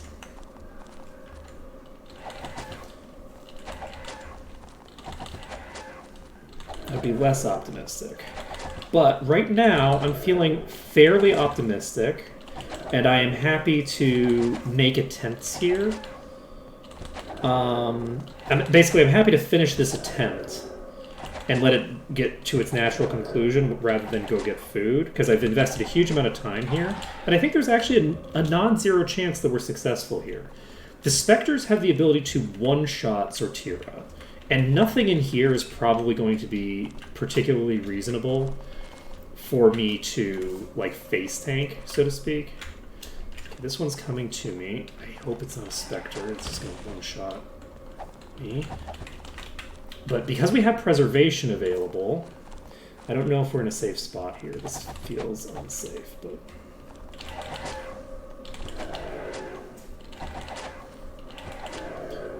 Is there a Spectre? I don't see a Spectre. Weirdly, I don't have, like, good vision on the enemy type because I'm actually staring at the floor. I'm in full tryhard mode right now. I'm just staring at the floor. Because the floor has the most important information for my purposes. So I'm just, like, staring at the floor, which means that I don't see the eye color and the color of the center part. Oh shit, that was poison. Ooh. Oh, Severia's gonna be down for a while.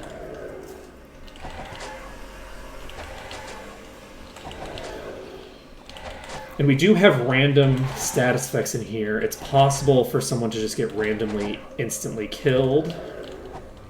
I'm gonna throw out all my heals. Okay, there we go. Severia's back up. Oren gets the kill. And doing 500 damage, not too bad. Our Ranger getting contribution. We're at 16%. We have a ghost at the end of the hallway that is approaching us. We have 2 ghosts. Let's get over here. I could try to do a melee kite, and that seems like a kind of an insane thing to do if these are evil spirits, which I think they might be. Are you evil spirits?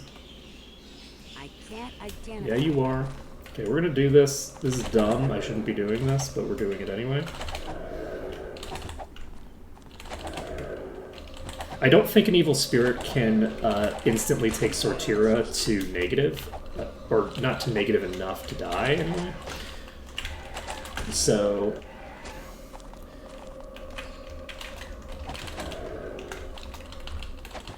that was a very, very bad way to do that, but it's fine.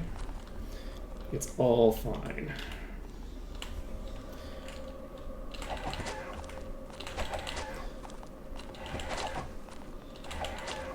On the plus side,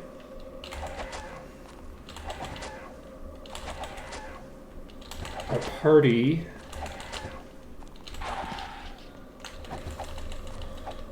is, I think, fairly strong. We're able to fight from behind pretty effectively. Sortira is pretty durable. And I'm going to try to do a melee kite again, just because I can. And that is one of my healers down. We're just going to melee kite it into position. That is... nice hit.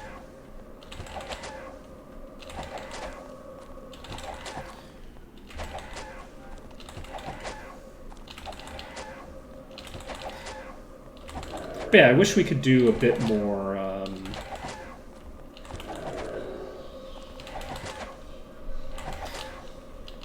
standard tactics here. But between the fact that we're basically just going to be unable to save this whole time, and the fact that these things can just one-shot Sortira. Like, even like the evil spirits, I'm not sure the evil spirits can't just one-shot her. So the specters I know are I think, pretty much guaranteed to actually insta-give Sortira on a hit. I'm pretty sure that if they hit Sortira, they'll take her down below her endurance every single time.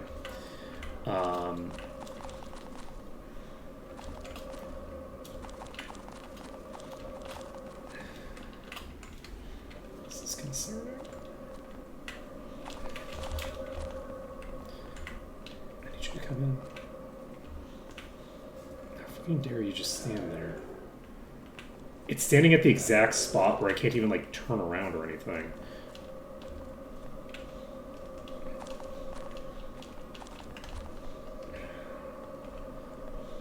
I need you to wiggle away or wiggle in. I need you to pick a lane.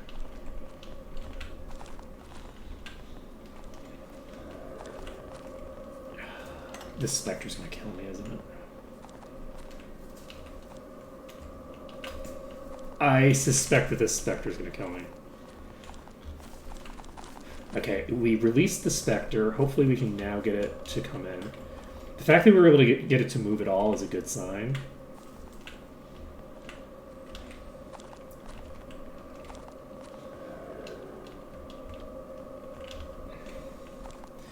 We can't afford for it to get, like, a hit off.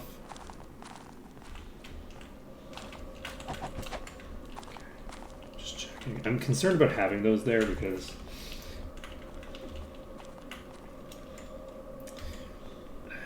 the issue is that if I get close enough to... I can't fight it where it is. There's no way for me to get into a position where it's going to not just... is it above me? Is that what's happening? I think this motherfucker is flying too high. I think it's up at, like, ceiling height. For some inexplicable reason. And I don't know, man. This Spectre, I don't see how I'm gonna kill this. The only thing that I can think of is to basically aggro it by getting close enough and melee kite it back. Which I don't think is going to work.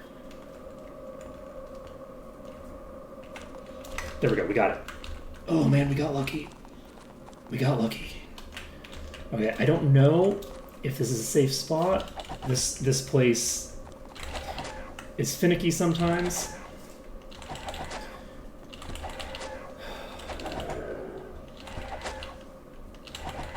If this hits the wrong target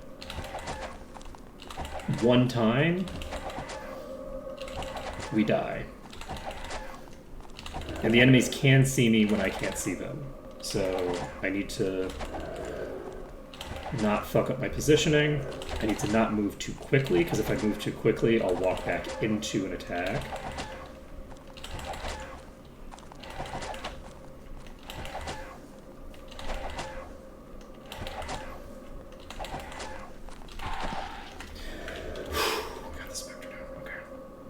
Are you in that pit? Can you fly up to me? No, I think there's a door there blocking it. Okay, this is a normal ghost, I think. Yeah. Should I try to melee kite this ghost? Oh, interesting. I didn't aggro the skeletons in that room at all.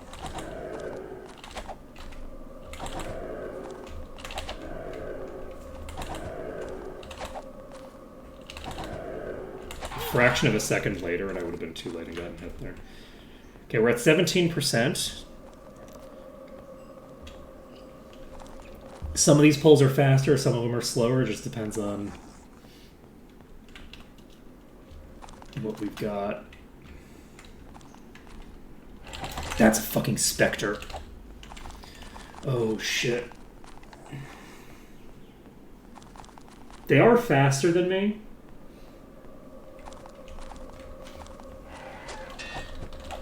Oh my god, that was fucking close. I don't know if I can do it here. Okay, good.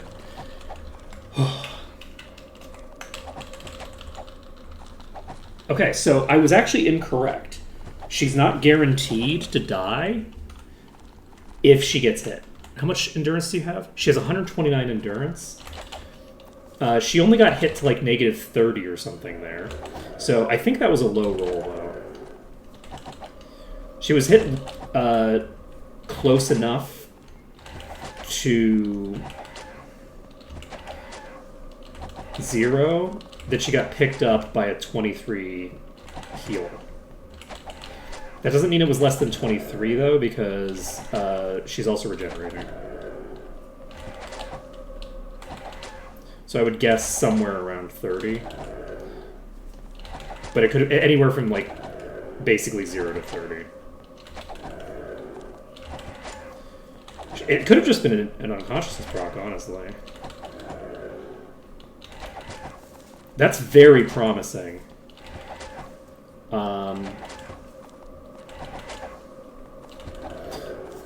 It might be rare for her to survive a hit like that.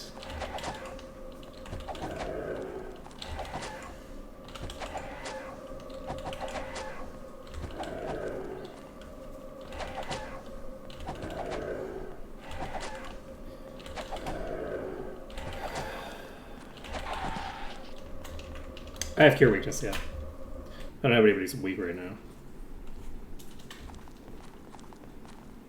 But we have it. We're definitely going to need it, because we're definitely going to be getting tired. Even with just the one dungeon, there's no shot that we're getting through this without getting exhausted.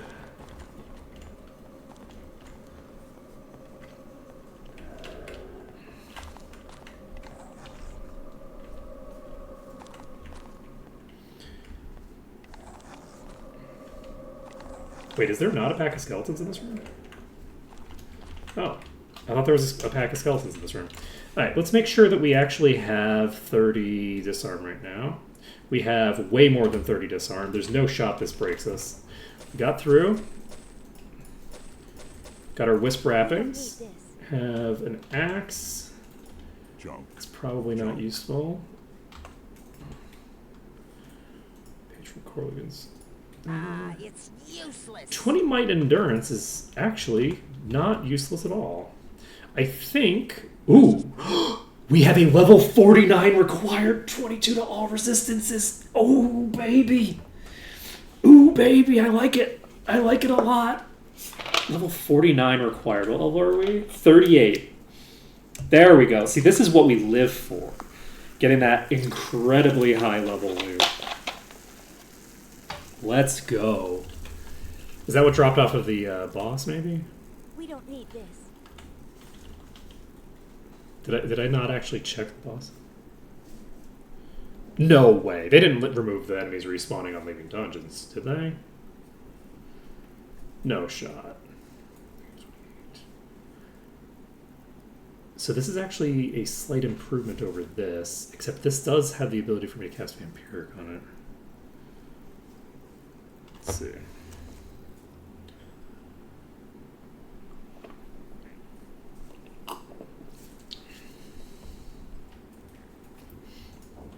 Huh. That might be a bug. Do we have anybody around who would be able to identify whether that's a bug or not?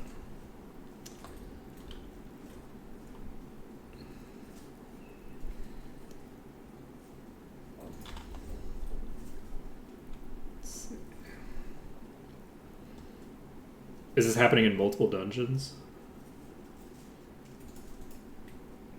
Actually, poison immunity I need to have on you.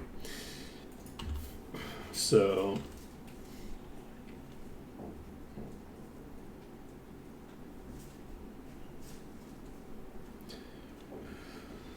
Huh, that's interesting.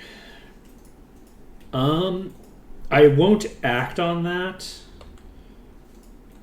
until I can get confirmation whether that's intentional or not.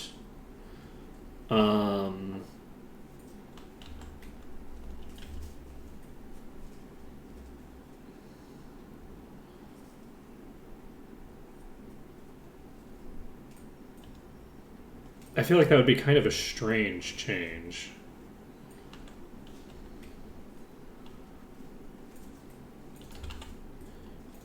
Like, it doesn't seem in line with my expectations of like the creative direction of the game, like the way that I feel like they're doing.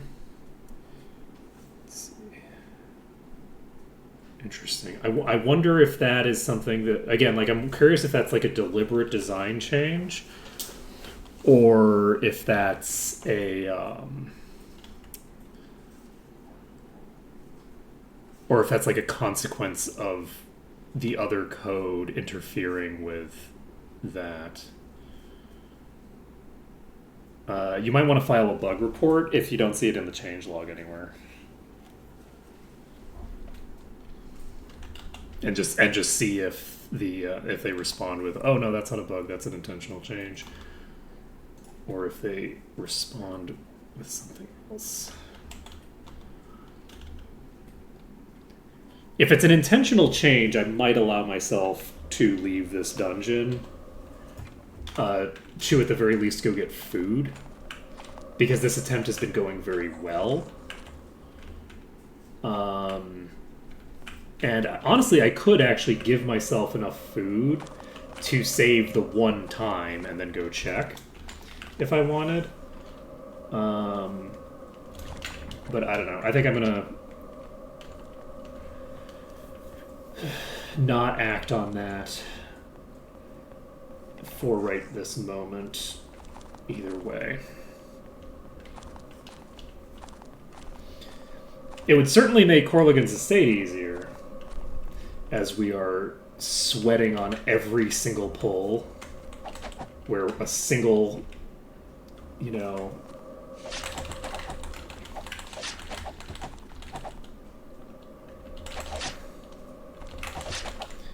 why? Fuck. I knew that was going to happen eventually. Okay. Can I get to here?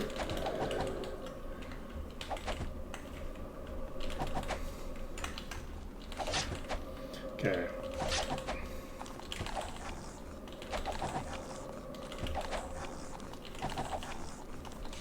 But yeah, if that was the case, we'd have the ability to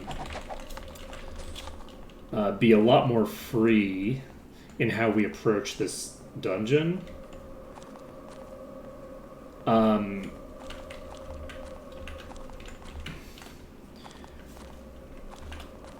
We could potentially fuck around and not find out. I think this might be safe. Can we just hit it from here? We can just hit it from here, I think. There might be... There's a summoner that looks like it should be able to hit me, but can't. I need to kill the skeleton without moving. Please. Please. This summoner might get the opportunity to just fucking kill me here, because every time I'm hitting it, I'm potentially, like, moving it slightly. And if it gets slightly desynced from where it needs to be, I might just die. It'll be very funny.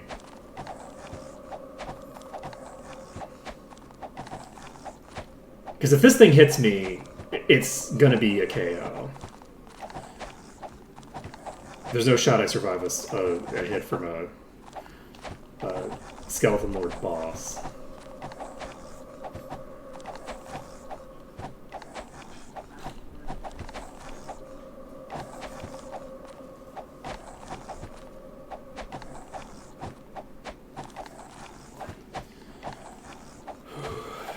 I think after we've killed this pack, I probably need to save, right?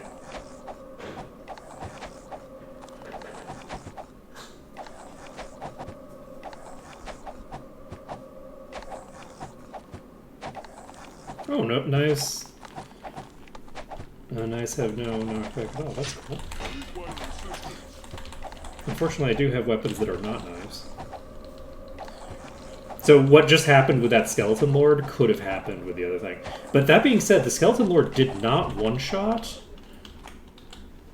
this character. Ah. Gotcha.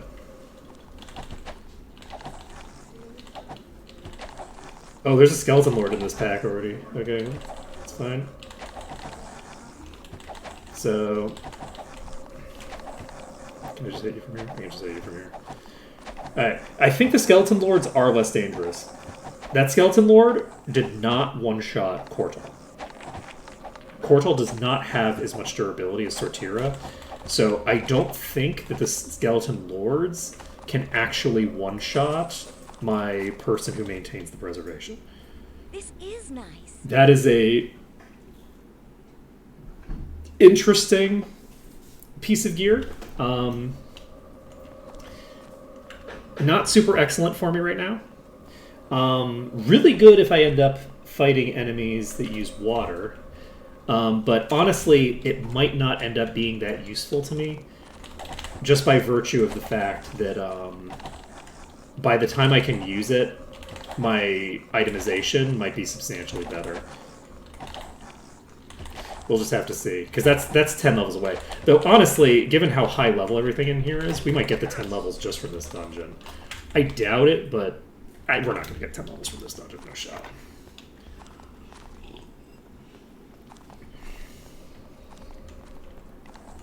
I'm guessing we're only going to get 2 levels from this dungeon. If we don't get 2 levels, I'll be very sad. Very weak. That's not entirely true. If we don't get 2 levels, I'll be moderately sad. I'll be somewhat disappointed by that.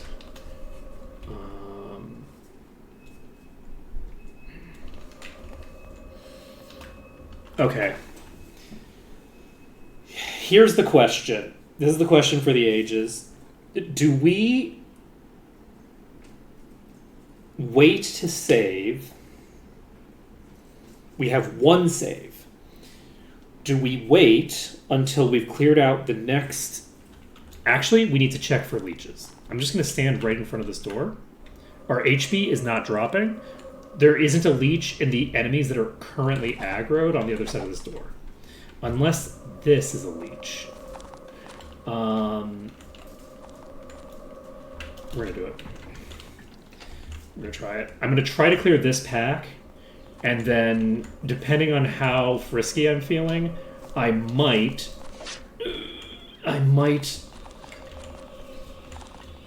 try to do the other thing as well. How many are here? It's only the 1 right now. I think I'm going to just pull it to here.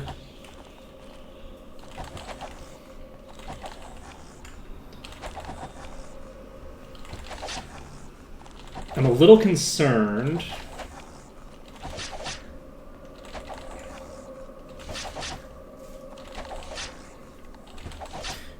This is not a super amazing location, so I feel like there's a chance that the enemies get desynced and one of them like comes through at me. But it's a pretty decent location, and I'm feeling confident enough. These are only Skeleton Lords, so if one of them leaks, I don't think it'll one-shot Sortira. I really do... I appreciate the way that the preservation, like the buff change, interacts with preservation. I think it's kind of cool to be able to have a linchpin party member who, as long as they stay alive, you have preservation. If they go down, you don't. It makes things more difficult, but it also means that you... Like, maintaining buffs is a pain in the ass. Like, managing buff durations is just annoying. And I really appreciate having the... You set the buffs that you have. There's a express significant cost to having those buffs in play. And, are we going to kite the Skeleton Lord all the way back to the Thinger place? We might. Depends on whether somebody else shows up. If nobody else shows up, which doesn't look like we're going to, I am actually going to try to do that. And it might not end up working out for me because... But it did. It worked out fine. So we kited this back. It did about half of Sortira's HP and damage, so the Skeleton Lords are way less threatening than the Ghosts are. The Ghosts are crazy strong. And... killed that one. This is just a knight. I'm not going to try to brute force anything, even like the really low tier ones, just because of the fact that I am... How deep are we into this entrance of Corlagon, right? Like we're an hour deep, something like that. We don't want to die here. We don't want to die here. I'm actually happy with this. I'm glad that I decided to do this. Because this is a very...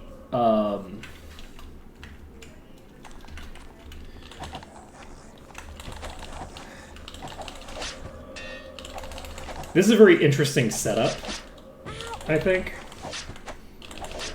This is a bad idea.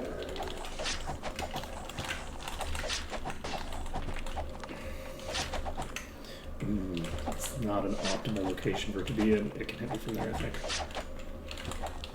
Okay, we got it. We got it in the right side, so we're fine. It's right, my left. Let's see here. We're 23%. I don't know. Okay, we can hit it from here. These have locked in, so we should be fine for whatever's here, I think. Anybody else? No. Alright, we have another pack. That's a lord I shouldn't... Ooh.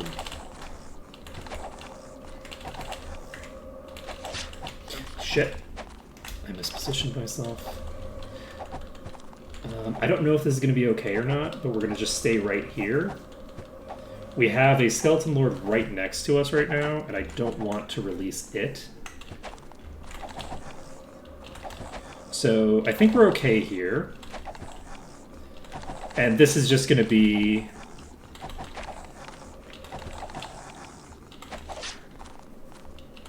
a Corlagon's run. Oh god. Can I hit you? You can hit me. I should not have backed away like I just did. I think it's out of range now. I backed as much as I should have, and then I took another step back. That could have killed me outright, because there's a decent chance that doing that kind of thing triggers the entire pack to show up.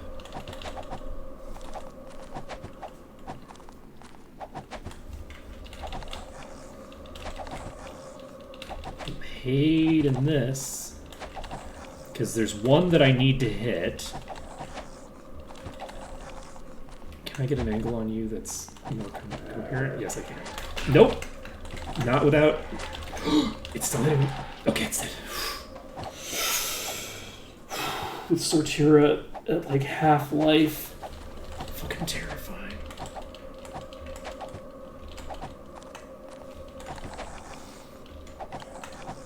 I can hit them from here. Cannot anymore.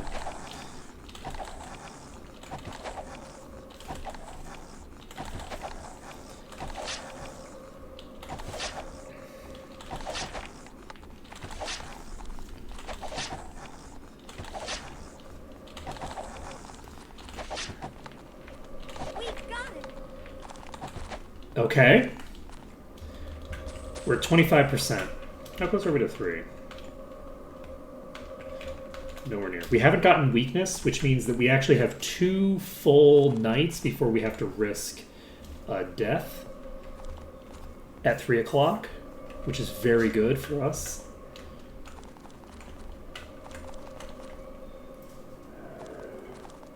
Come in. You're not, are you? I'm going to try to get into this position again. We're going to see if this works. Oh, that's a Spectre.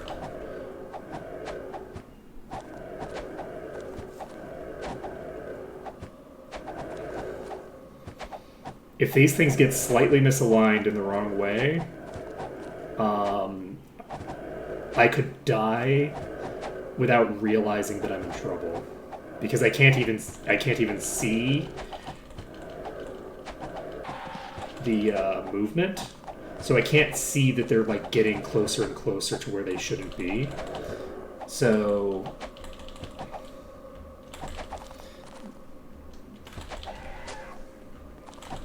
okay, that got put into a position that's actually fine for me, and it's dead. Okay, we got another ring.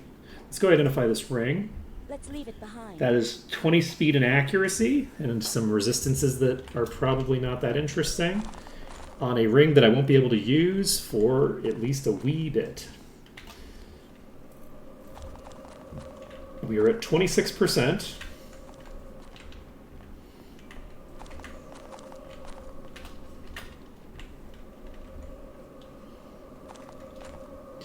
There's no way that this wall is going to be sufficient for my needs, right?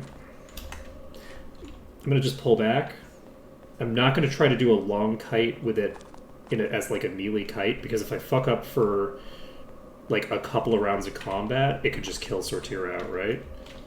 So we are just going to try to play it a bit safe. We can start kiting it here if need be. Okay, are you going to come around?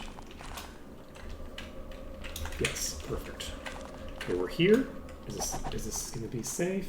We don't know yet. Let's go back a little bit deeper. Oh!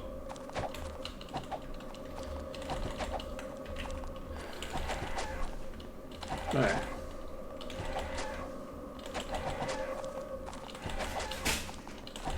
Spooky business.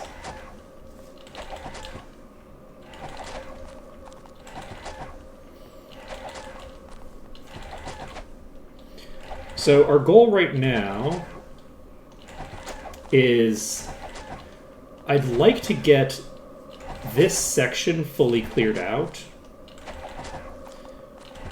because what I'm hoping for is I can do like a really big pickup all at once.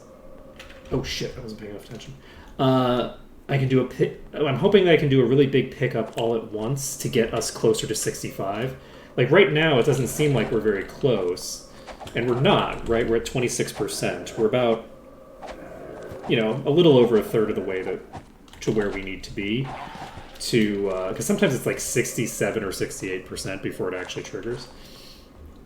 So we're not that close, but what I'm hoping for is that some of the rooms that we're approaching are really big rooms. Fuck me, not paying attention. God damn it. I don't know what's wrong with me. I don't know why I thought I was in a safe position. I was just thinking about how I was going to approach getting the corners. And we got the corners by doing it in the most dumb way possible. Wow. That I honestly had probably 50-50 chances of surviving that stupid a play. We have a Spectre in play here. Like, I could have gotten hit on Sortira by 2 enemies. There's 4 enemies on us right now. Anyway, we're going to try to clear out the rest of this section. Luckily, we've got the Spectre down, so less concern of that. But I don't know how many others there are. Is this a Spectre as well? Yeah, that's another Spectre. I'm so lucky. I'm so lucky. Very high odds of just outright getting killed there, I think.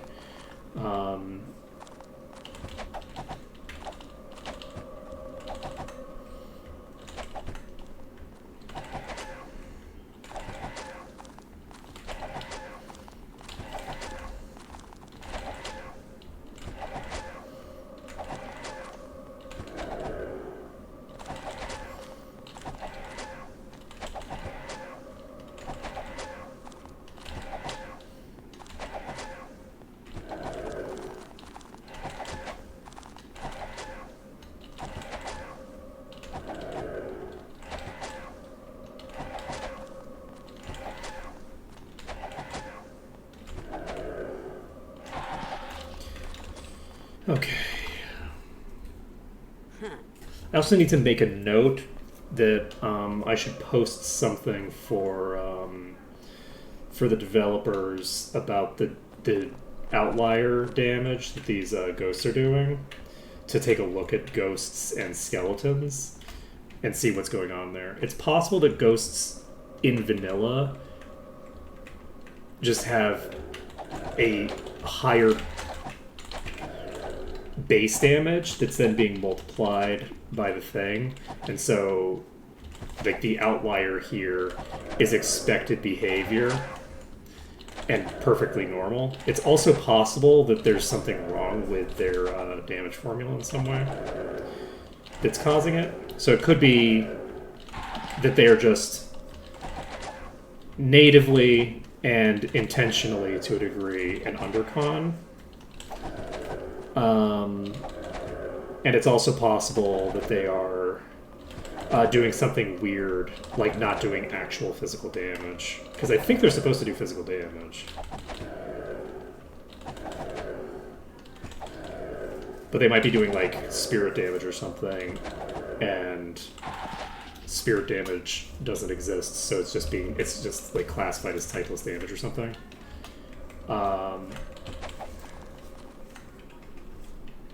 Let's see.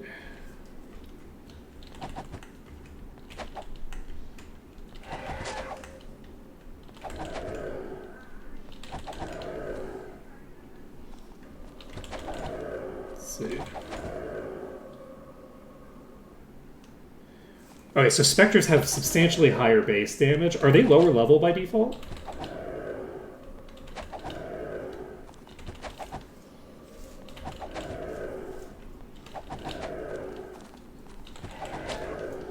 Because the specters are lower level, or sorry, the ghosts are lower level than the skeletons. Oh, it's also possible that specters are higher, like that the scaling on the ghost types are faster. So because I can't check the specters directly to see if they're even there. Oh, interesting.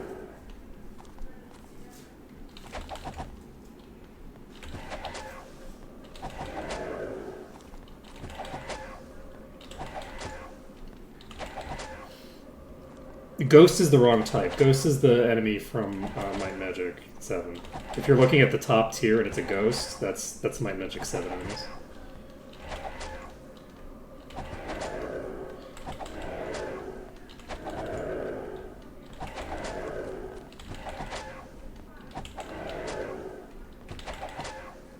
Oh, okay. Gotcha. Sorry. Yeah, it's like a... It's a confusing thing. I just wanted to clarify.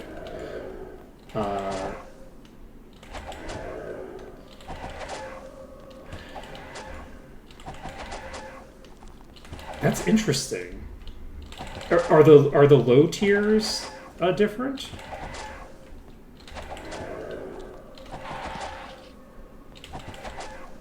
Like is it like the ghosts are scaling faster than the skeletons?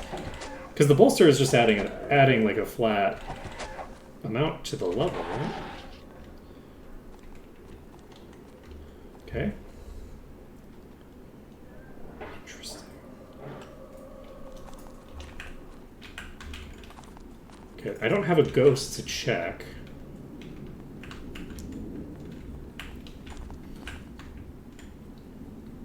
God, how funny would it be if the source that you're looking at, like, we've had the wrong level for them forever because there's no way to check the level in game, right?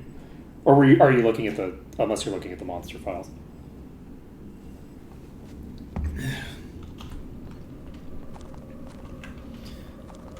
Because, like, you know, we have all this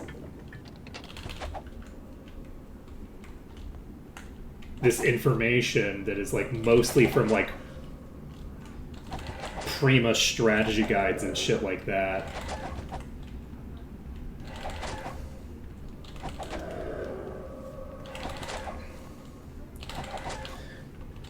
Which were famously bad. They were full of misinformation, both like small and large. This is a terrible idea. I'm gonna die. Right. We might be able to kill this ghost. It's level 41. Okay, we got the ghost.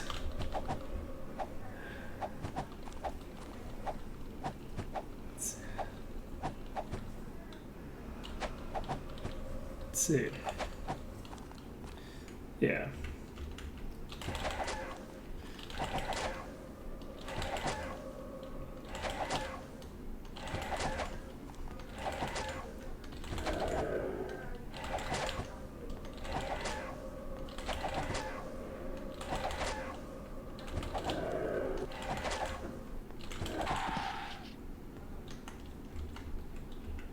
I thought I had a Spectre.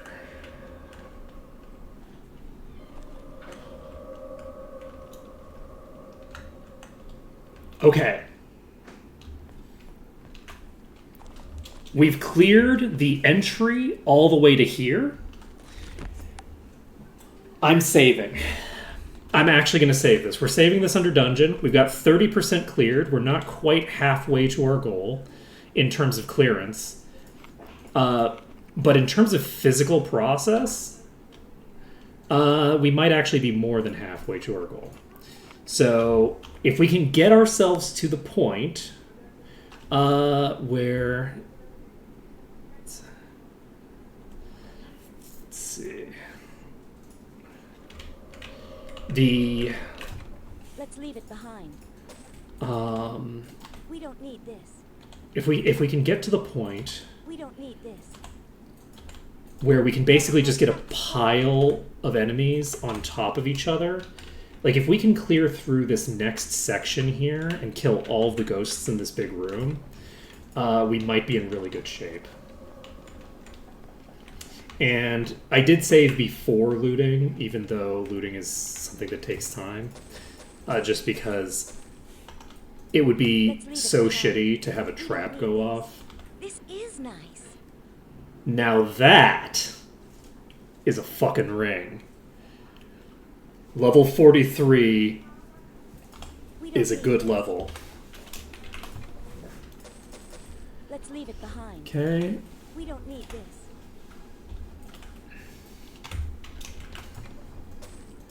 Let's leave it behind. Hammer. There's no room. Huh. It's useless. Let's recheck all of these. Okay.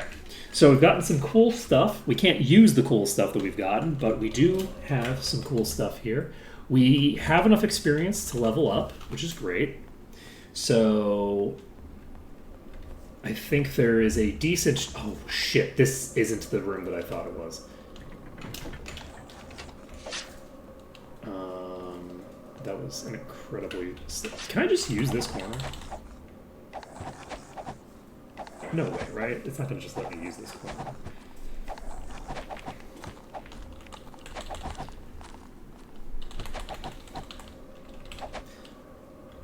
No shot.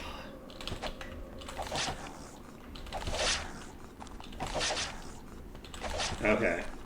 So we're in an experimental phase where we might be able to just use this corner from now on.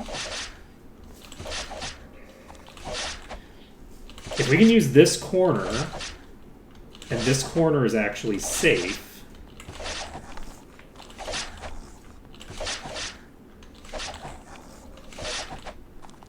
it's going to be pretty life-changing. Let's see.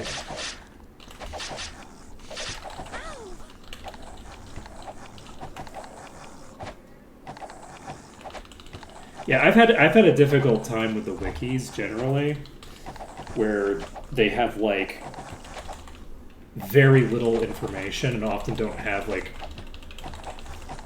access to things that I want to have. But I would imagine that like the 6, 7, and 8 wikis are all run completely separately from each other, and it probably depends on which section of the site you're even on. Got it.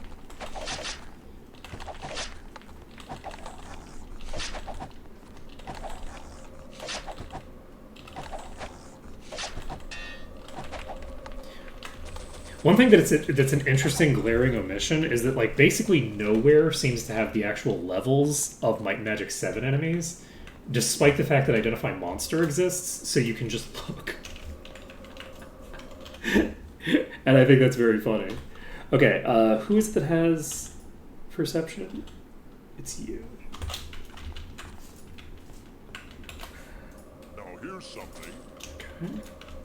It's worthless. That it is. Now this will do. Oh shit! Let's go. I'm so happy that we're back into getting a bunch of gear that we can't use. That makes me happy. Okay, we're aggroing a bunch of ghosts. I'm gonna see if I can just stand at this corner right here. We might be able to use these corners to really, really good effect. If we can use these corners to good effect, then we're probably done. We'll be able to get a good portion of the specters dealt with here. Basically, we'll be able to get all of the specters from this room done, hopefully. If we can get all the specters from here, this is probably a good portion of what we need. This is like a lot of clearance. This room has a ton of enemies in it. So, this is probably not gonna work. Oh! It's not gonna work if I miss! I need to go to this corner because I can't afford to keep running. And it worked. Let's see. Gotcha. Gotcha. Yeah, that makes sense.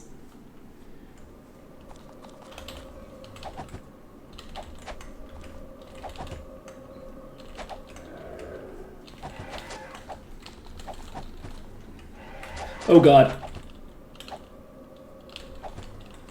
Protects Cortal from unconsciousness. Well, you know. Kind of. Am I gonna die here? I think I'm gonna die here.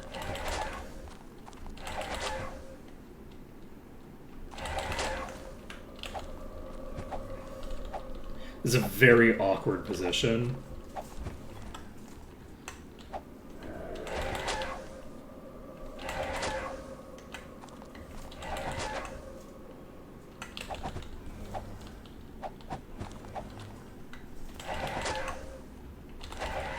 The issue is that every time I go into the corner, I'm actually pushing myself slightly backward. So I'm basically misaligning myself every time and then need to realign myself. And if I fuck up the alignment at any point, I die. As you can see. We're still... Oh, we're dead. Looks like it's up to me. We're fully dead. The alignment got misaligned to a point where they could just hit us from anywhere over there. They basically got line of sight out of the thinger. So that was a bad pull, but that's fine. I don't think there was anything that we needed to loot that was actual like gear that we were equipping. It's all like too high level for us, I believe. So how many are hitting us? Is it just one hitting me? If it's one skeleton knight hitting me, I don't necessarily need to move, because I'll kill it eventually. If there's a skeleton lord hitting me, that's a different situation somewhat. I think it's this skeleton knight? Yeah, I think it's that skeleton knight, maybe. Could be wrong. I don't really know. Somebody's hitting me, and I can't... Yeah, the skeleton knight is hitting me, and I'm not able to hit them more than once per round of combat. So, we're gonna have to basically fight our way through this entire pack.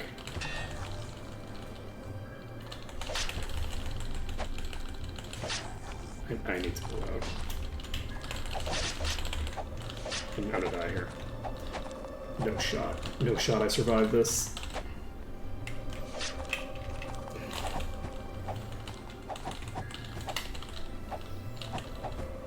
Unless we do!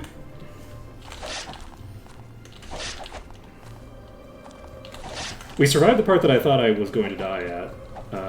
We won't necessarily survive this, because if I fuck this up while Sortira's that low, then I'm still gonna die, but...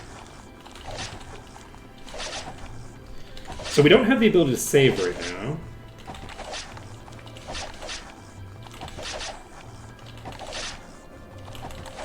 Isn't this the Dragon Sand music? Is Dragon Sand music playing here?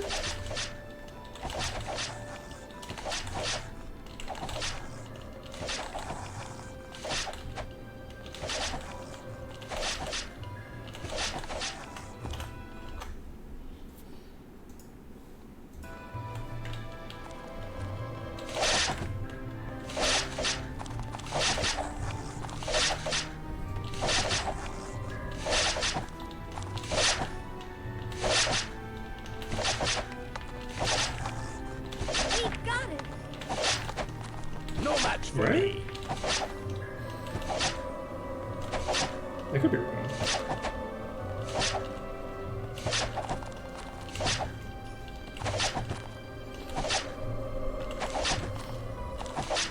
I turned it up a bit, so hopefully it's audible enough to make the judgment. Okay, gotcha. Okay, so we've covered most of our thing. By the way, tell me if I need to turn the audio back down again to get the audio balance back in appropriate place.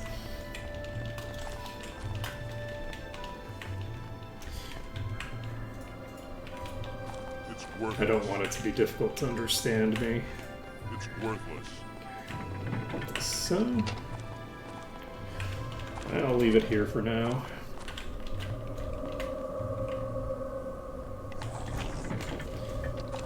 Okay. We are going to try to use this corner.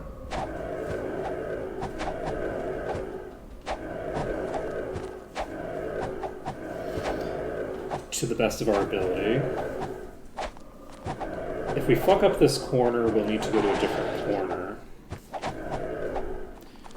But I think that it's better to use this corner. Since we can't save or anything, we want to be making attempts that are fast to do. Like, it matters a lot if I have to run twice as far to set up a pull. If I have to do the entire thing at once.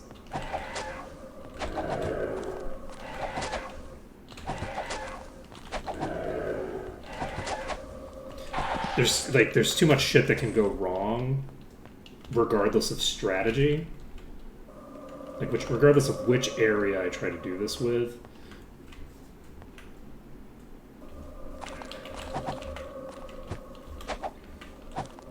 Okay, we've got another pack. I'm going to presume that they are ghosts that can come in toward me. It might be skeletons. That one certainly isn't.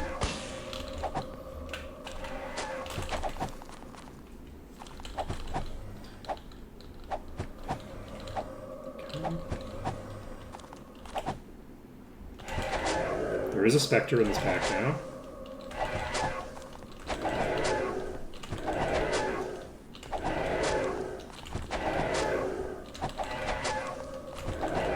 I also need to check a ghost and then check a normal skeleton.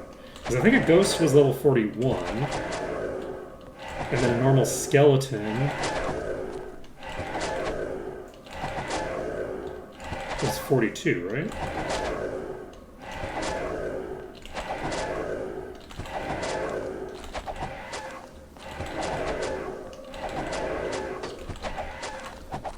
We are immediately stopping.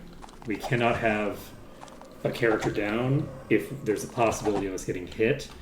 It drops the odds of us surviving from, 1 in 5 to 1 in 4.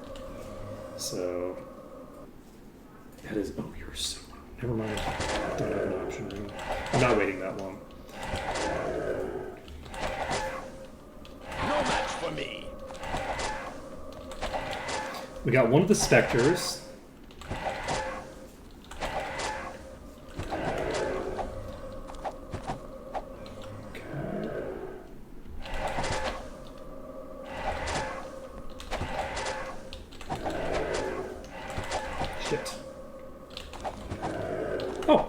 We can tag a Spectre from here, so we're going to. Okay, we got a Spectre down. And we just have one evil spirit left.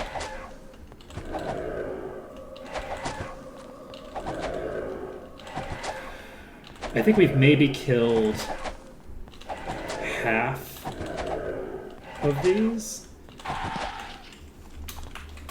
No, there's no shot. We've probably killed maybe like, what, a third?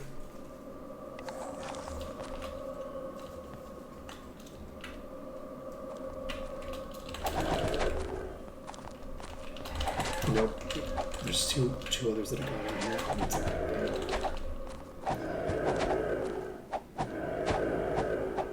I think there's more than one in this pack now, right? That red blob looks bigger than I expect for just one enemy.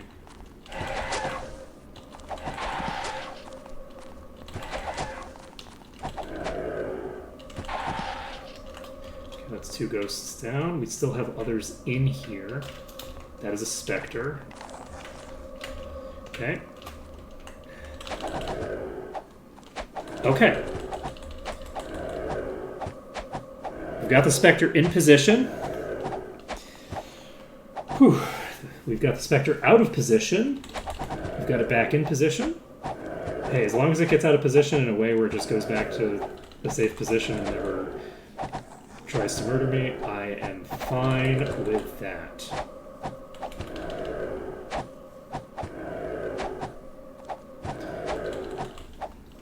Okay, the Spectre is going down.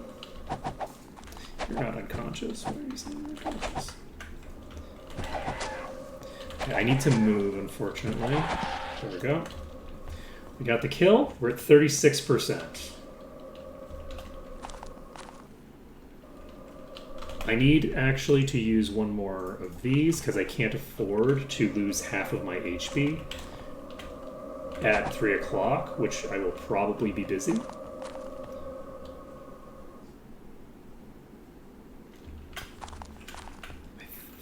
Okay, that is ghosts. Or at least there are ghosts here. Yeah, that new pack was also good. Fuck me. God damn it. I shouldn't have tried to do the dangerous thing. I shouldn't have tried to do the dangerous thing. Rough. Rough. Okay. We're going to walk over here, we're going to aggro these, we're going to double speed, we're going to go ahead and go normal speed, we're going to get into the exact position that I want to be in, we're going to double speed, we're going to hold down A. We know how we want to handle these fights, so unless something goes weird, we are probably just going to spend the fights on double speed, for large portions of them anyway.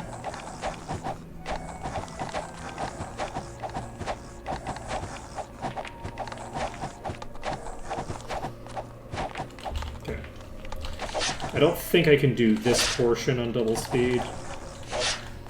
It would also really potentially fuck with people, because we're already doing stuff that is probably not great at motion sick. I don't know how much screen tearing there is as we're going back and forth on this wall.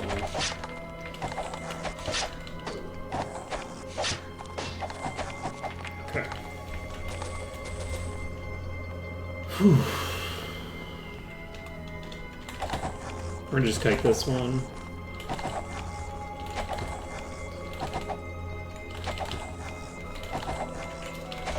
I'm wounded.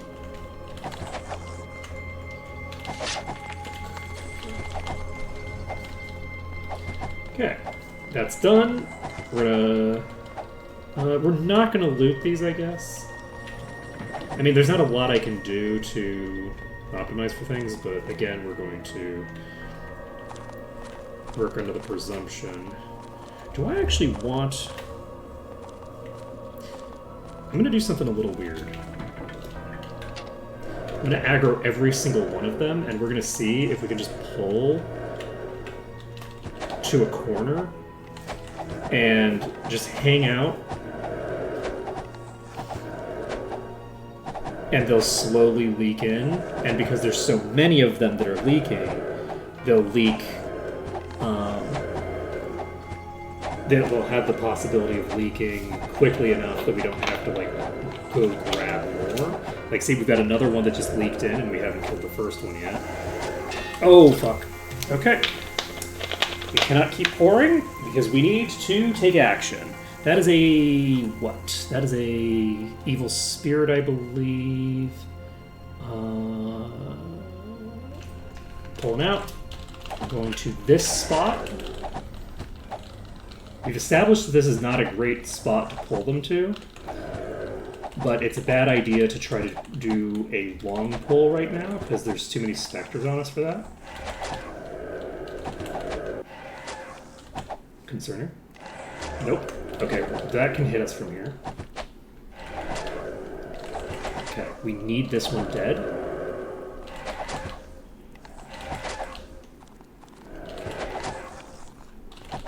I need to fucking hit you. Like, why am I not hitting you? Fuck. Fuck. Okay, we're out.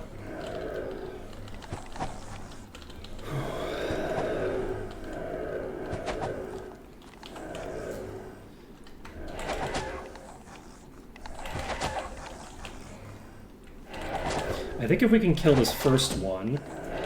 Shit. Badly hurt. Yeah, this is a really bad place, actually. This is a really bad location. So, that location has a... We cannot ever pull to there. There's the dynamic of how the enemies interact with that location is one where it's, like, impossible to get a clean kill off. So... we can I think do probably the same thing with the first part of that pull. I'm actually comfortable trying the first part of that pull again, mostly unchanged. Something's trying to hit me. That's probably a skeleton lord. We need to pull back, and we need to go back to normal speed. We need to get this curse removed. Fairly negative. Let's throw as many heals as we can. There we go. Unfortunately, we do have to do this manual. I could try doing it in double speed manual. That could be kind of a fun thing to change up the pace here a bit as we're trying to lean into this thing. It would have been, if I hadn't forgotten about this room, I would have probably cleared this room before I saved. I forgot this room existed.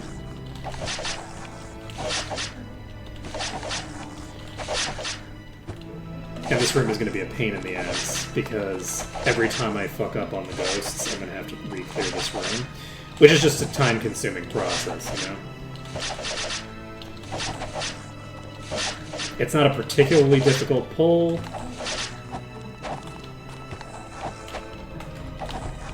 It's kind of a particularly easy pull, honestly, because we just have to come right to this spot and stand here. But, and sometimes we can kill most of the enemies without even moving, without even needing to do the peek strat. Can I hit you from here? Yeah. This is actually a really good corner. Maybe I should try using this one instead. I also don't know. It might be in part because of the fact that this is skeletons and skeletons just behave differently. Okay. Popping in here. Yeah, see, this is not Dragon Sand music. This is different music. We are going to aggro everything, and we're going to do the same corner again with the hope we're not quite as deep this time, and we're just going to see what happens. I'm basically just exploring the space.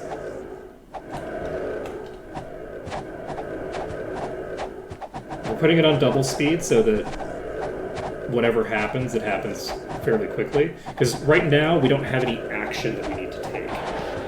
We're basically just sitting here, clearing out the enemies that approach, And once we stop hitting enemies or an enemy rotates badly, we can turn off double speed. Yes. Okay.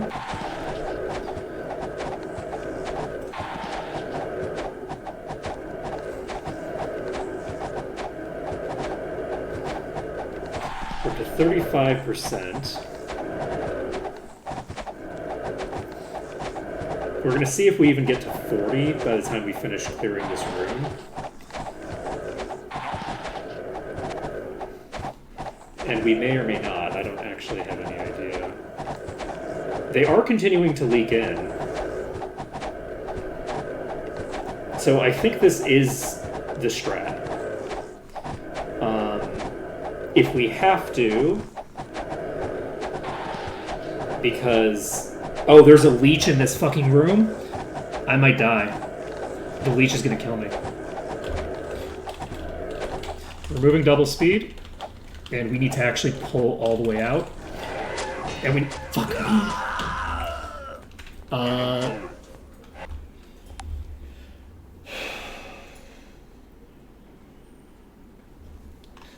There's a leech in this room.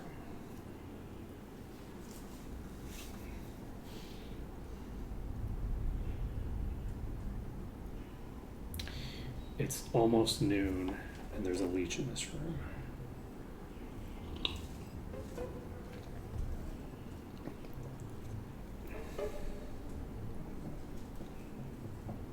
This is going to take multiple attempts. Oh, one second.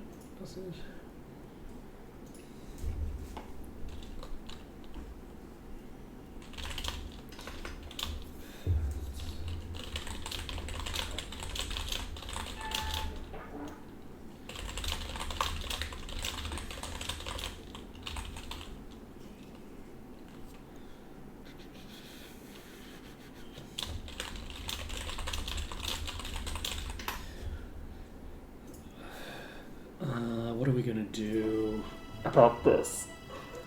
A leech is going to require multiple pulls.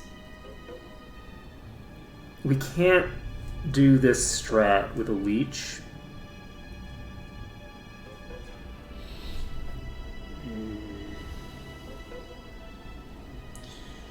So if I'm gonna deal with a leech, I need a loop.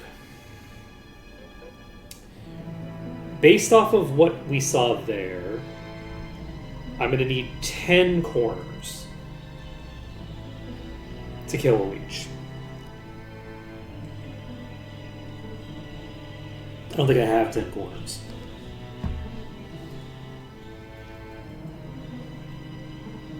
Importantly, in addition to needing that many corners to kill a leech, I also need the ability to fully disengage from it.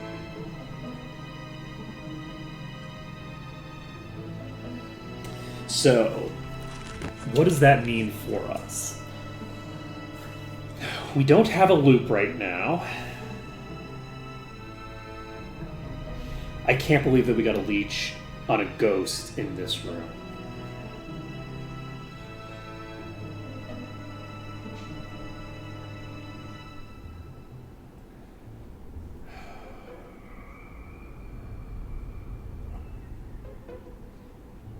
What would we do? Because the thing is, in order to loop a thing successfully, we need to have a route that we can take that won't let it get a hit off. Because if it gets a hit off on us, we die. So I'm not going to play with RNG and just hope it doesn't hit Sortira when I pass, because we don't have the ability to save even. So the other thing that I could try to do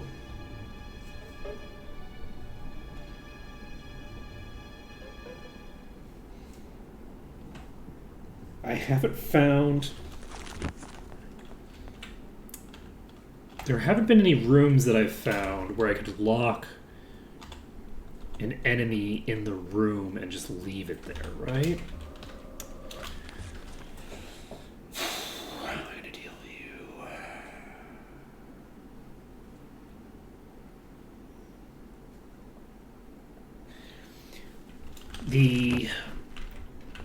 Okay, so here are the tools that we have at our disposal. We have this area here at our disposal right now. The other thing that we have at our disposal, I don't know if I can get through here to do this, but I'm gonna try. I can't just walk through. I need to actually clear these. I'm badly hurt. Okay. Oh, that's a problem. One of them's hitting me. Oh, that one's gonna keep hitting me. Alright. That's fine. That was a terrible pull anyway. So, I'm just gonna chit-chat about this while we do the first setup, hopefully more successfully than we did that time. So, we're gonna set this up. Get our little attempt in. Hope that this is a good attempt.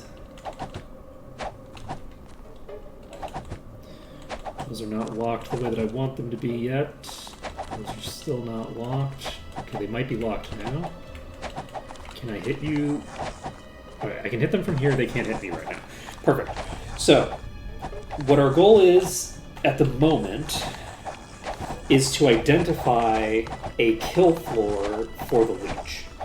What's going to be required for that, because I think that the leech is going to require maybe what, like 10 HP bars? We're going to have to engage it multiple times. We can't just engage it once. We have to engage it over and over again over a period of time.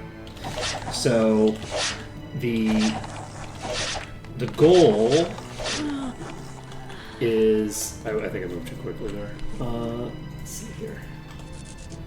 If you get the iterations too fast, then they hit you in between. So my goal...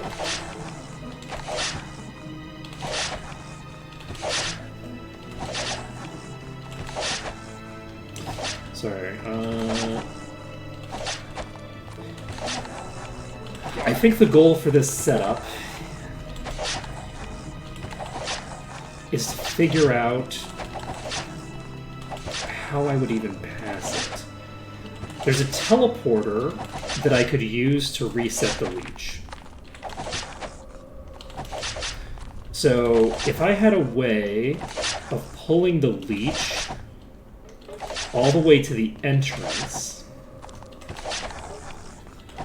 and then getting past it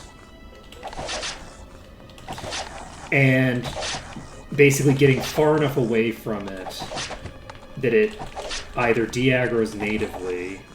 I kind of need to be able to get it to de-aggro completely, I think. But if I can get it to de-aggro, then I can potentially set up the teleporter area as a kill zone for it, where I basically teleport to it, start attacking it, teleport away from it, and I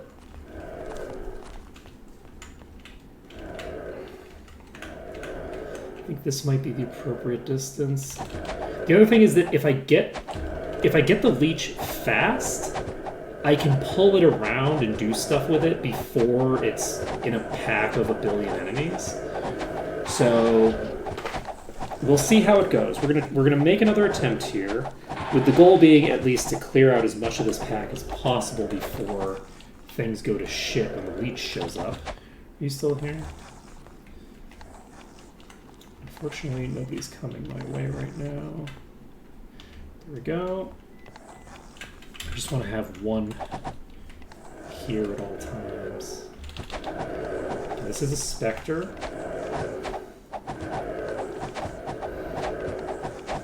And yeah, they're not coming in this time very effectively.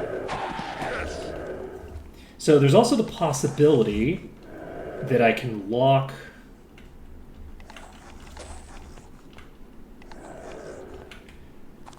if I can get it stuck under the bridge somehow. That also accomplishes my objective, Because if it's stuck under the bridge, it can't approach me. So the bridge might be a good option for it. The other option is there's the possibility that I could get to the... This is what? You're pretty much full HP.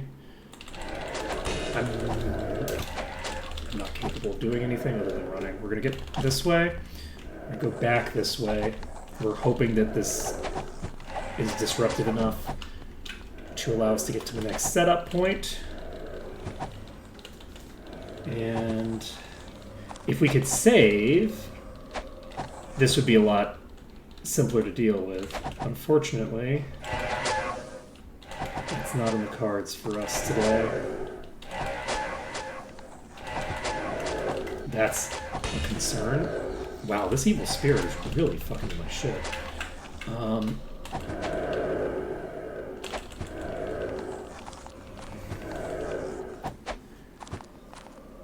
Okay.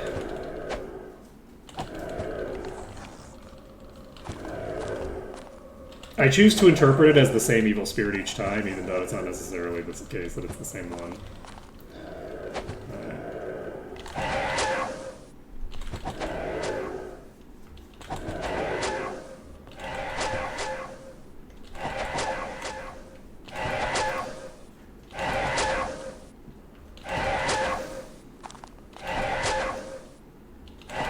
It's unfortunate how much effort it takes just to get attempts on the leech that I don't even know how I'm going to intend to beat, because it can just kill me through the wall. No problem. Like, there's no question that it's going to kill me through the wall. That leech effect is definitely sufficient to get the kill here.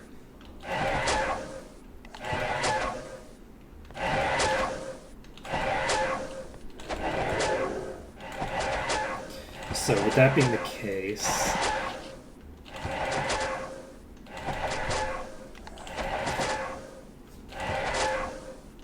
because one of the other issues is that because of the way that they move and behave, they can, they're basically going to follow me closely enough that even if I get this locked in a corner, like, they're going to immediately get unlocked from the corner and chase me down. They're so much faster than me. Yeah, I have no idea how I'm going to manage that fucking thing that shows up.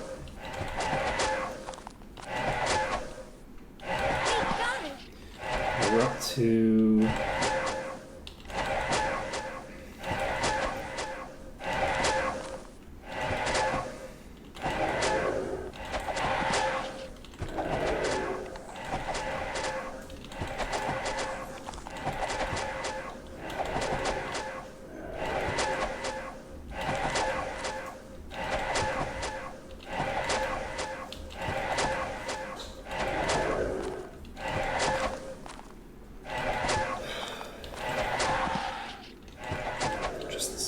left. Never mind. Just the two specters? No, there's an evil spirit. Fuck!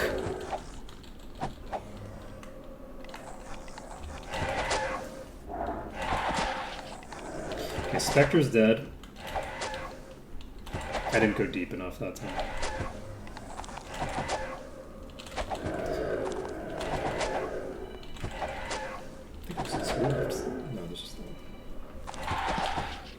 Okay. So we've cleared out a good portion of this pack.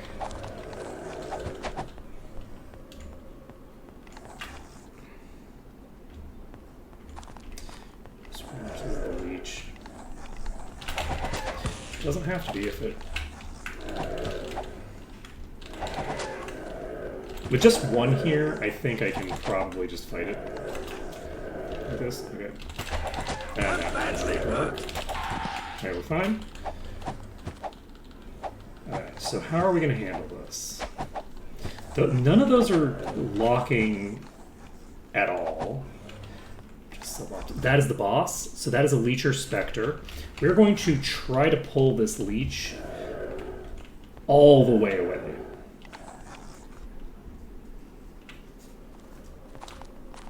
Which of the chest rooms do I think is the most likely to be of value to me? Is it this one? I think it's this one. The coffins? Can I get you locked in a coffin? Those coffins are not very close together. There's a coffin here. I can't get you locked in that room. We know that they can get out of that room.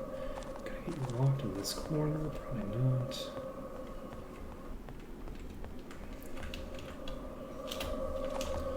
I think I can get you locked in around here. Okay, I don't know where it is right now. It has disengaged a bit. I don't know if it's going to walk out the door or not. No. Okay. So it's still around here. I think we try a coffin play.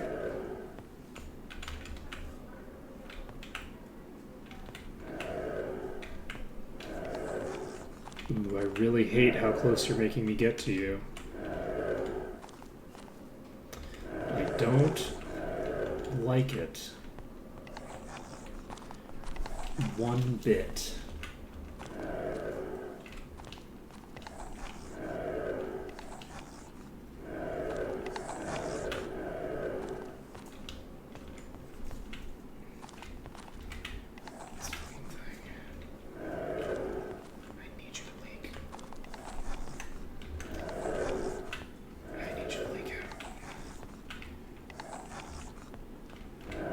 Hey, what do we think are the odds that it's actually slightly too large to move past some of these doorways? Low? That was my estimation.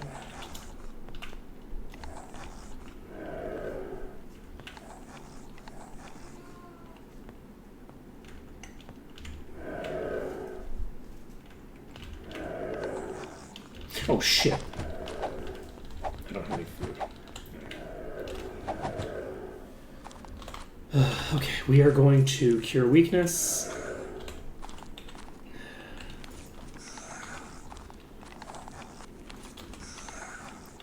Alright, we have to have enough of a clearance here to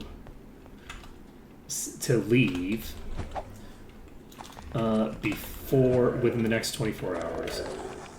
There's no shot that this is just going to stay that high up, right? Nope, there is not a shot of that.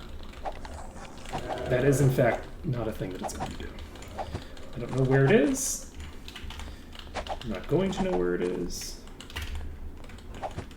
This room is actually a fairly good choke point, because I think there might be a pathway from this room where it I'm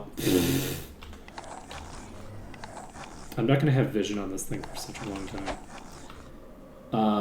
There, never mind. I have vision on it exactly right now. So what my goal is right now, as it continues to move, which does not bode well for me. It's no longer close to me. Is it about to be close to me? It might still be stuck here or stuck here. And we won't know for a while. Nope. It's not stuck there.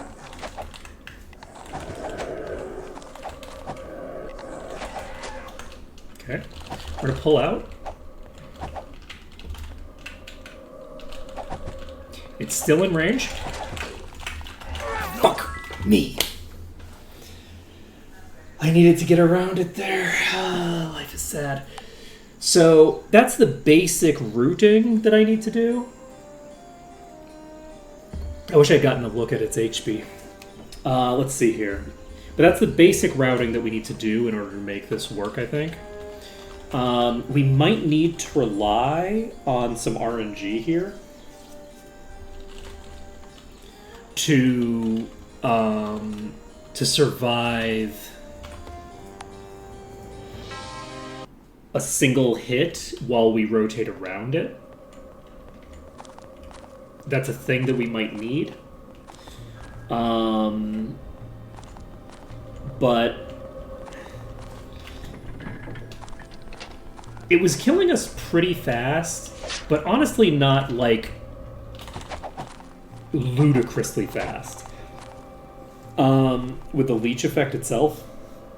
So I can probably get an okay amount of damage into it while it's going, as long as I actually have my full party up.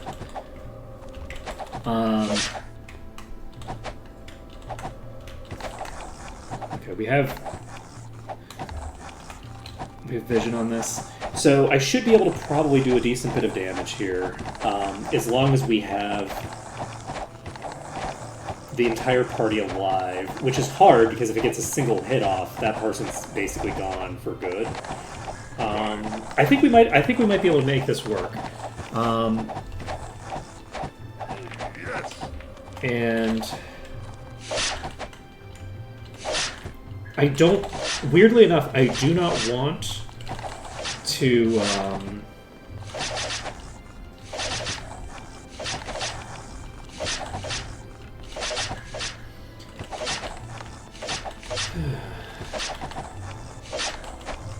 No match for me.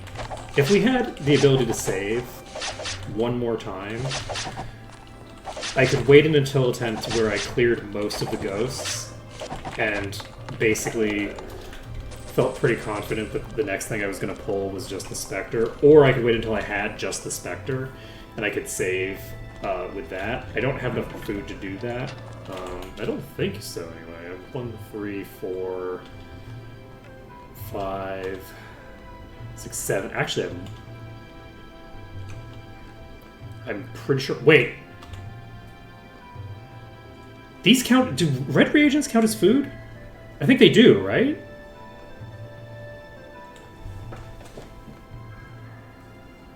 Oh shit. We're gonna do it. We are going to do it, actually. That's a thing we're gonna do. So we are going to basically jump here. And once we have cleared to the Spectre, I think we're gonna save.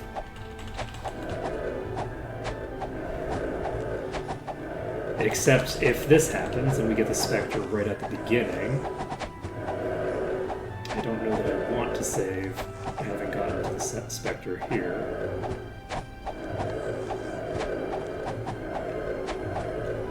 Okay, we've done as much damage as we can possibly do here. We're going to go over here. They are all rotating in very quickly. I'm probably just dead. There we go. That's GG. The Spectre, the Finger Spectre is still on me. So on the plus side, we at least got that quick, but unfortunately, getting the leech that quickly, like, there's not a ton I can do about that, you know? We're on the wrong side.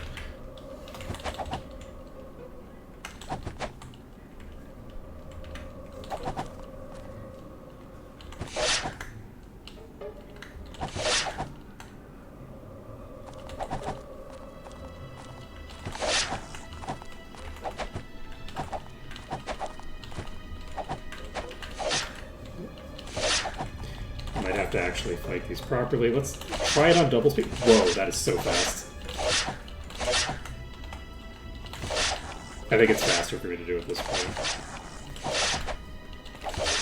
I'm not getting as many attacks in because it's so fast that I can't do like a full series of attacks with it. Whoops.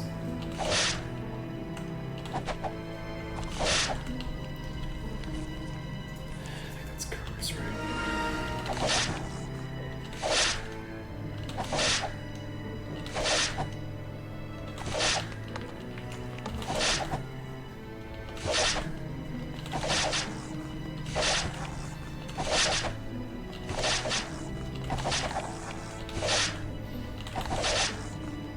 That is funny that we finally got the thing early. I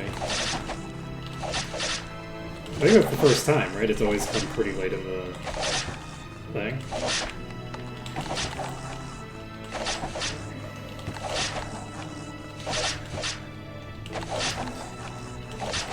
So we should be able, I think, to do this. If we have the ability to save one more time, then we can make this work.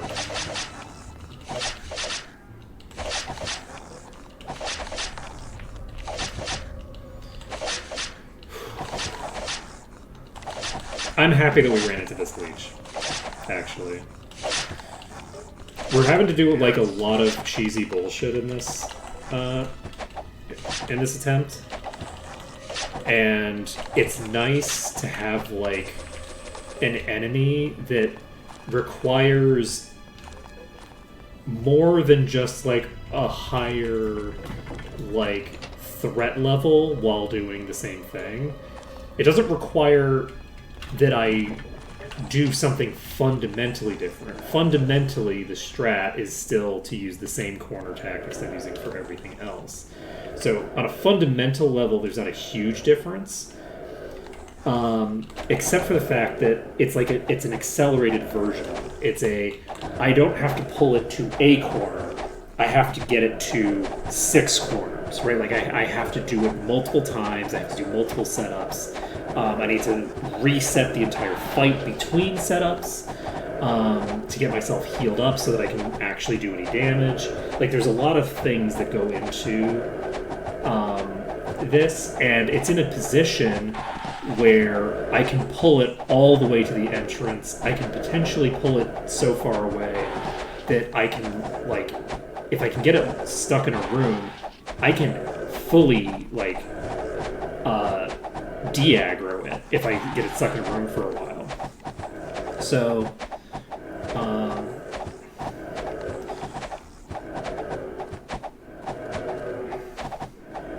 my goal is... Okay, there it is. Interestingly enough, I think we have it by itself right now. I'm going to start healing as well. I can't heal through it, but I think I can keep myself in the fight a little longer.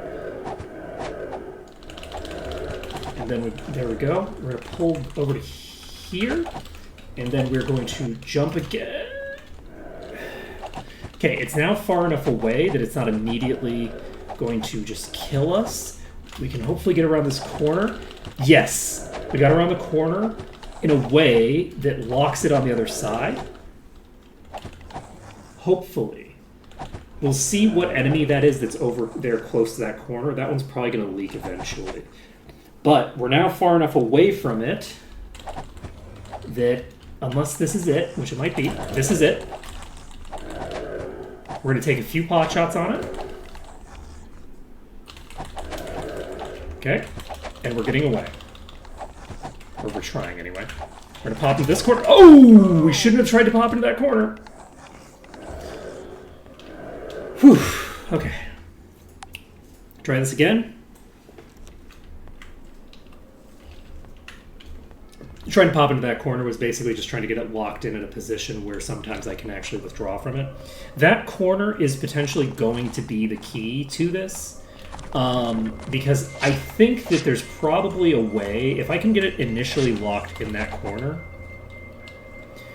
then I think, I'm not positive, but I think that there's a way for me to get away from that corner and back to that corner without unlocking it. And if I can do that, then we've got it set, right? We just need to be able to get away from and to that corner safely. If we can accomplish that goal, then we've got this. So that corner is going to be really important because we have to do it many times.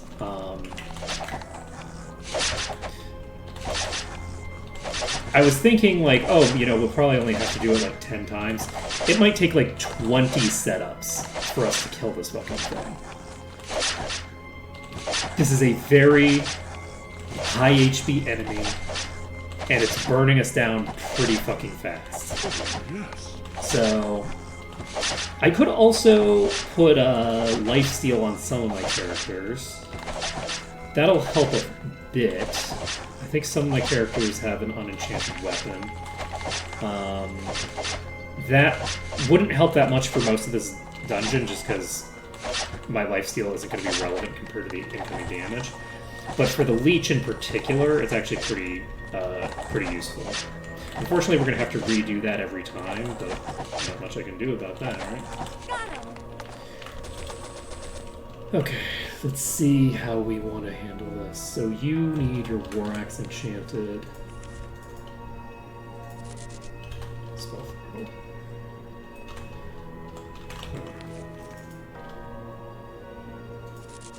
Why is it not working? It's an unenchanted axe.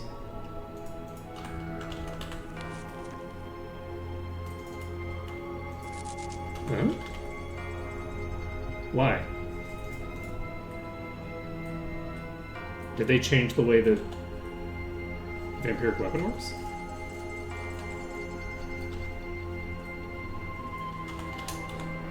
Give me a second. Let's see what's changed. Why is that not working? I'm gonna try casting it on this one instead. Let's put on this one.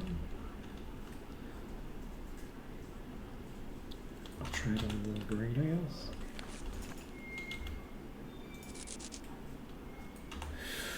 Concerning. Let's see. This is 2d42. This is a drop of. This is gonna have my damage output. I can't afford that. Even if it does give me a darkness. So I can't cast Vampiric Weapon on that. Do I have any unenchanted weapons in play? I do not. Huh. So I can't cast Vampiric Weapon right now. Are there any other things that I can cast? Actually, yes. One thing that we can do, we don't necessarily need Stone Skin.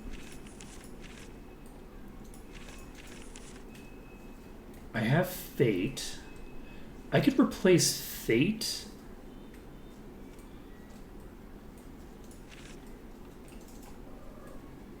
We have 57% mana.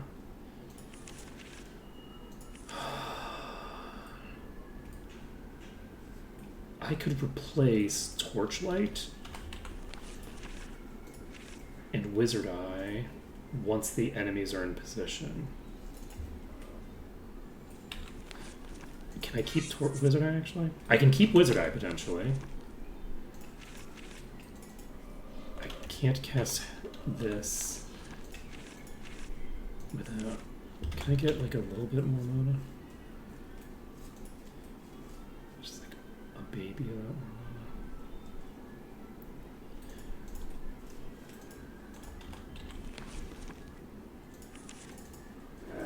Interesting.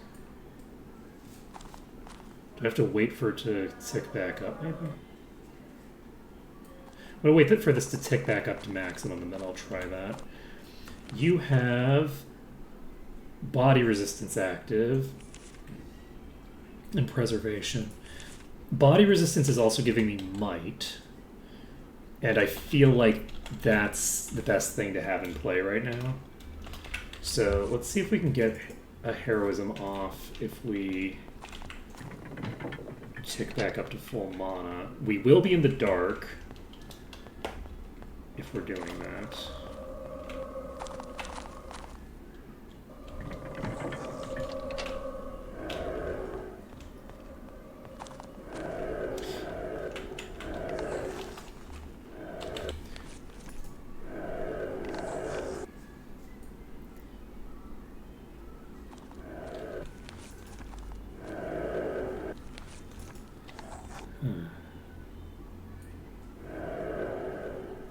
Because the Torchlight and Thinger are not a percentage.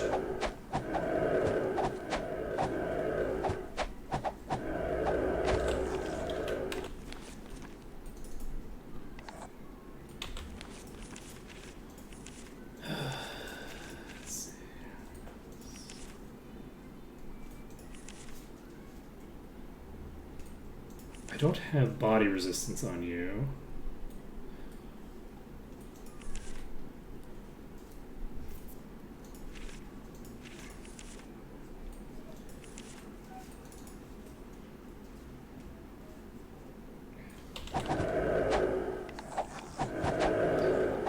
I'd really, really like...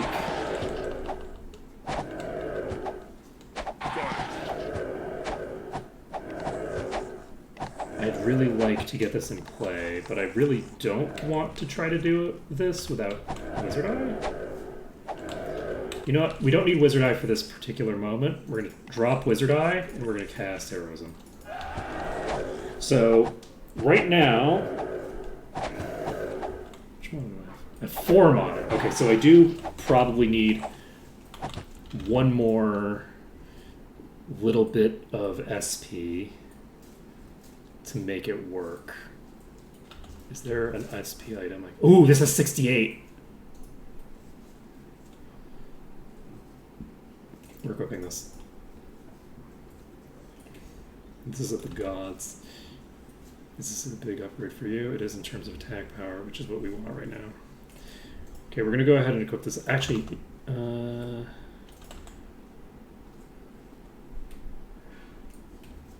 we'll give it to you. Because you'll benefit more from it. With that in play, can I... Yes, I can now cast Wizard Eye. So,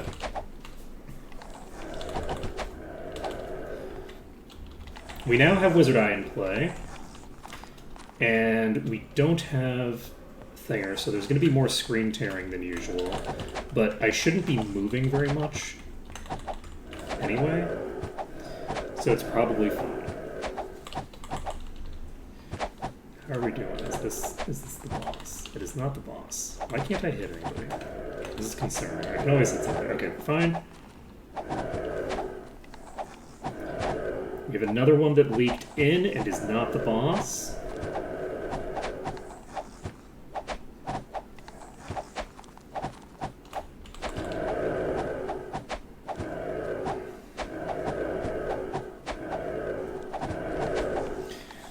So we should, if I want, I could hypothetically go truly all in on damage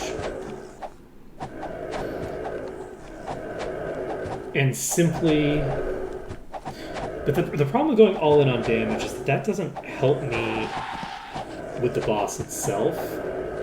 There's the value in being able to kill the enemies, because I could drop Preservation.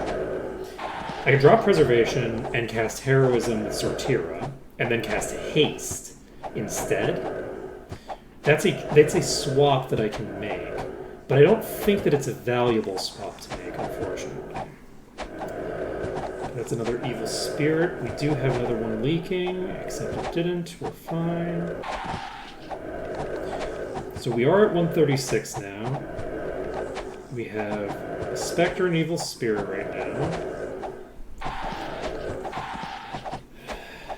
We are out of enemies in this corner right now. I don't know how many we have left. I'm just going to stand here watching for a second. I'm hopeful. Okay, that's not the leech. So I'm hopeful that I can clear as many of these as possible and potentially even line up the leech before I have to go save.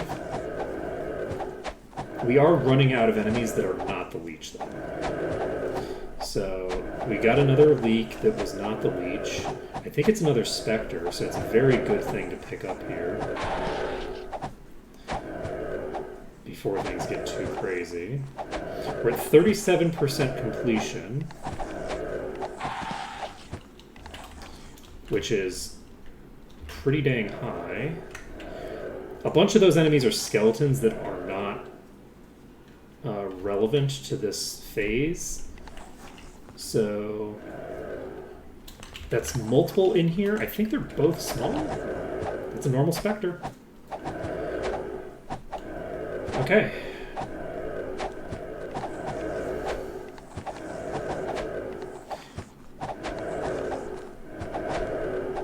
don't know if that's the leech. It's not the leech. So we have yet another enemy that we're going to clear before the leech shows up, unless the leech comes in pretty quickly here. We currently have 3 enemies in this corner. So it's very, very bad if the leech shows up. We're at 38%. We've cleared this completely. Do we want to... Nope, we're going to try to clear this one. We might not succeed. That might be the leech. Oh god. It might not be the leech. It might just be a leak. This is 2 evil spirits, I think. Whew.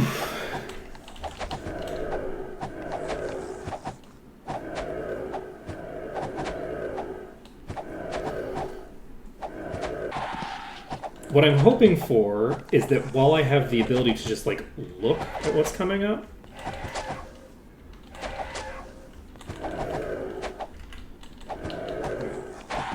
that while I'm able to just, like, look... Wait, you're still... There's a third one here?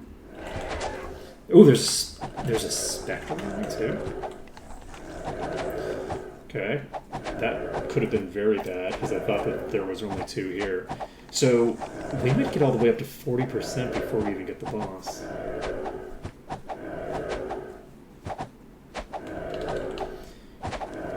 So this is actually such an enormous pack. Anybody else? No. Nobody else. Okay. The second that I see the boss, I'm bolting, and I'm bolting all the way. My goal is to basically get to a position of safety where it's no longer chasing me. And saving with that done. I don't think this is the boss. I think this is just a normal Spectre. Yeah, this is just a normal Spectre, but they're not in a great position right now. I don't like the position that I put them in.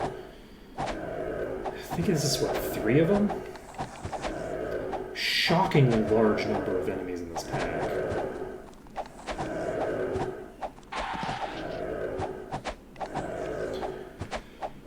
Whew.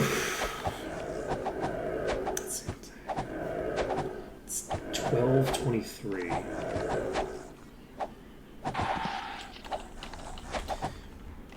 Is there another one here? There is not. That's a ring.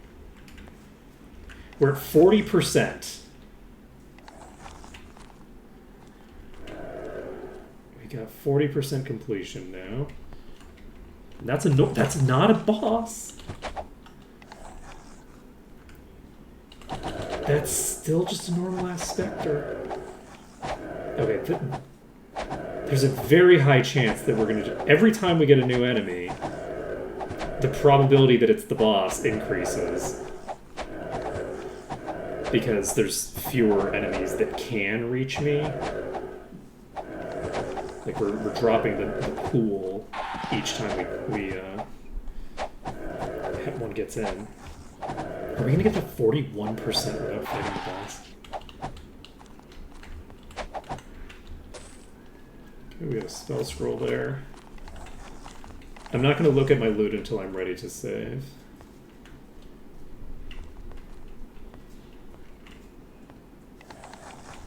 Okay, we got another one. That is also not the boss.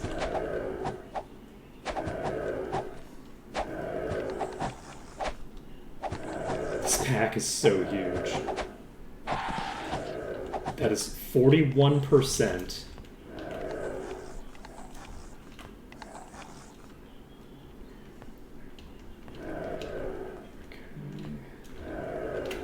There's someone leaking. It's not the boss. Is this the boss? This is the boss. So we have the boss and a non-boss in this pack. That's suboptimal. And I can't hit them from here. We're gonna run. We're gonna try to get across in a place that they won't immediately jump through. I'm fucked.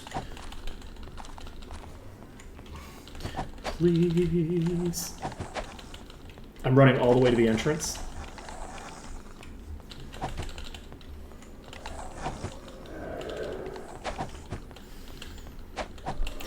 Okay, 3 o'clock hit. We're dumping into this corner. It's entirely possible it's been chasing us fairly consistently this whole time. It doesn't look like that's the case. I don't know where it is. We're casting Cure Weakness.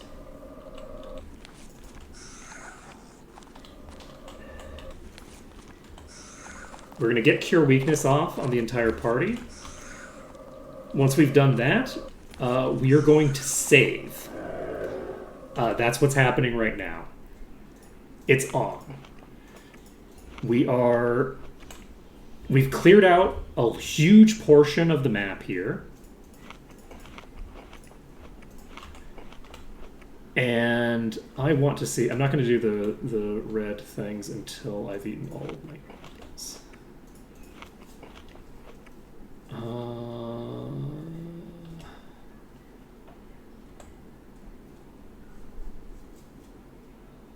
Is that all my apples? That might be all my apples. I think 7 is the amount that I thought that I had. Okay. There we go. So we're not saving under that, we're saving under danger. Because there's no guarantee that this is workable, and the original save might have been workable while this is not. So our goal for today is to clear out that enemy.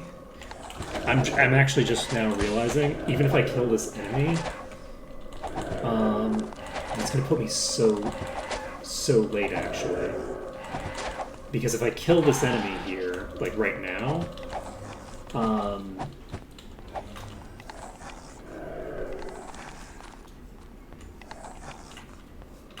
who this?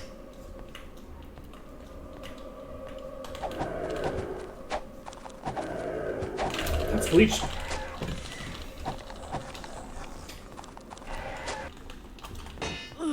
If I kill this right now,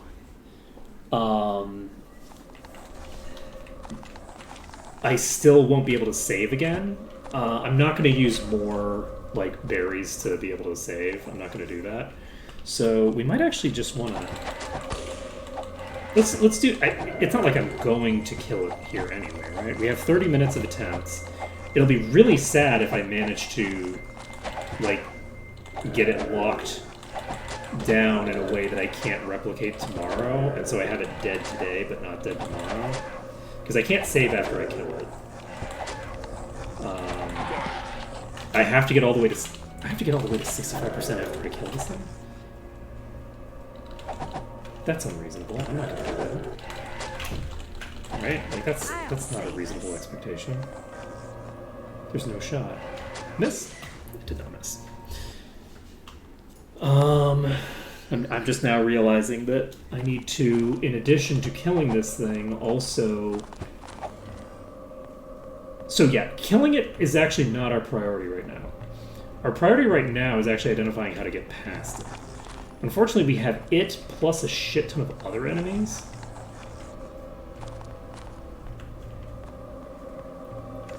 And... Wait, this is a box? I didn't realize I could open this.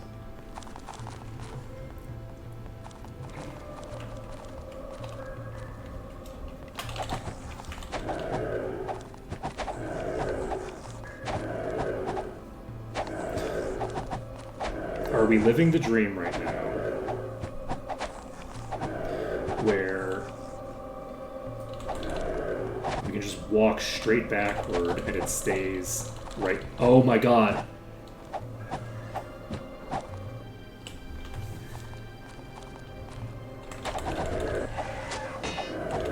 So, the dream is alive. We know how we're going to do this. We're going to lock it in that corner. That corner, I can approach...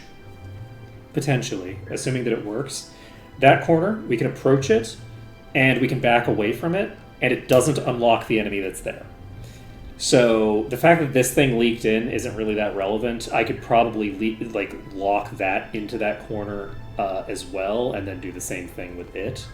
There's probably positioning to do that. Or alternatively, like, if... There's plenty of ways to make this work. I think this is going to be workable. I think it's probably going to be replicable, and I am looking forward to trying it. I do think I'm going to just end early today, though, because I can't really make any progress in 30 minutes that I can save. The biggest thing that I could do in terms of making progress was figuring out what my strategy for tomorrow is going to be. And I think that's the strat. I think I just figured it out, like, instantaneously. I don't think that there's another strat that's going to work better than doing that. I don't think I can open up anything over here or anything like that. So what we're basically looking for is to pull some of these to us. And, like, the boss is one of these, right?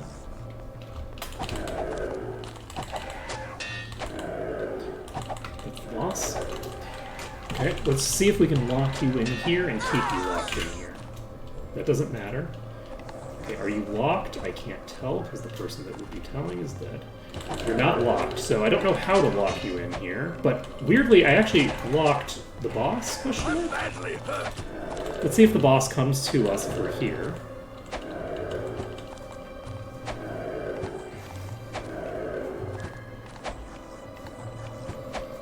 It's still not here. Oh, there it is. So it did eventually get unlocked when I was standing here. So the this is a situation where we're going to open up tomorrow's stream with a bunch of attempts on this. I think we can make this work. I think it's going to be... And once we do, the next section shouldn't be that crazy.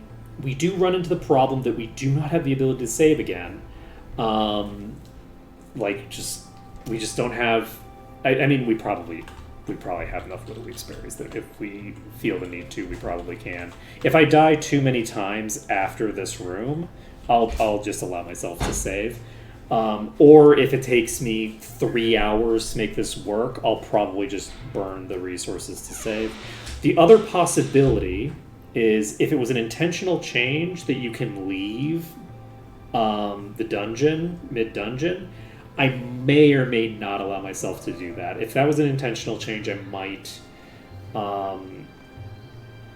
allow myself to just leave and go get food at the very least. Very But weak. but yeah, so I think that's going to be it for today. Thank you for watching. It's been an absolute pleasure. I'm happy that we have decided to do Corlagon's estate. After all, I was thinking like, this is going to involve like all too many corners. But actually, this has been a really delightful, like very difficult but very like abusable dungeon in like very specific ways.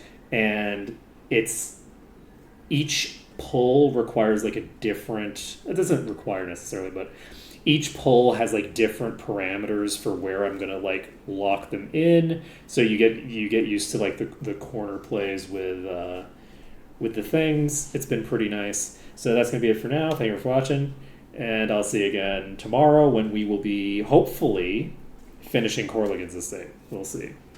Later, folks.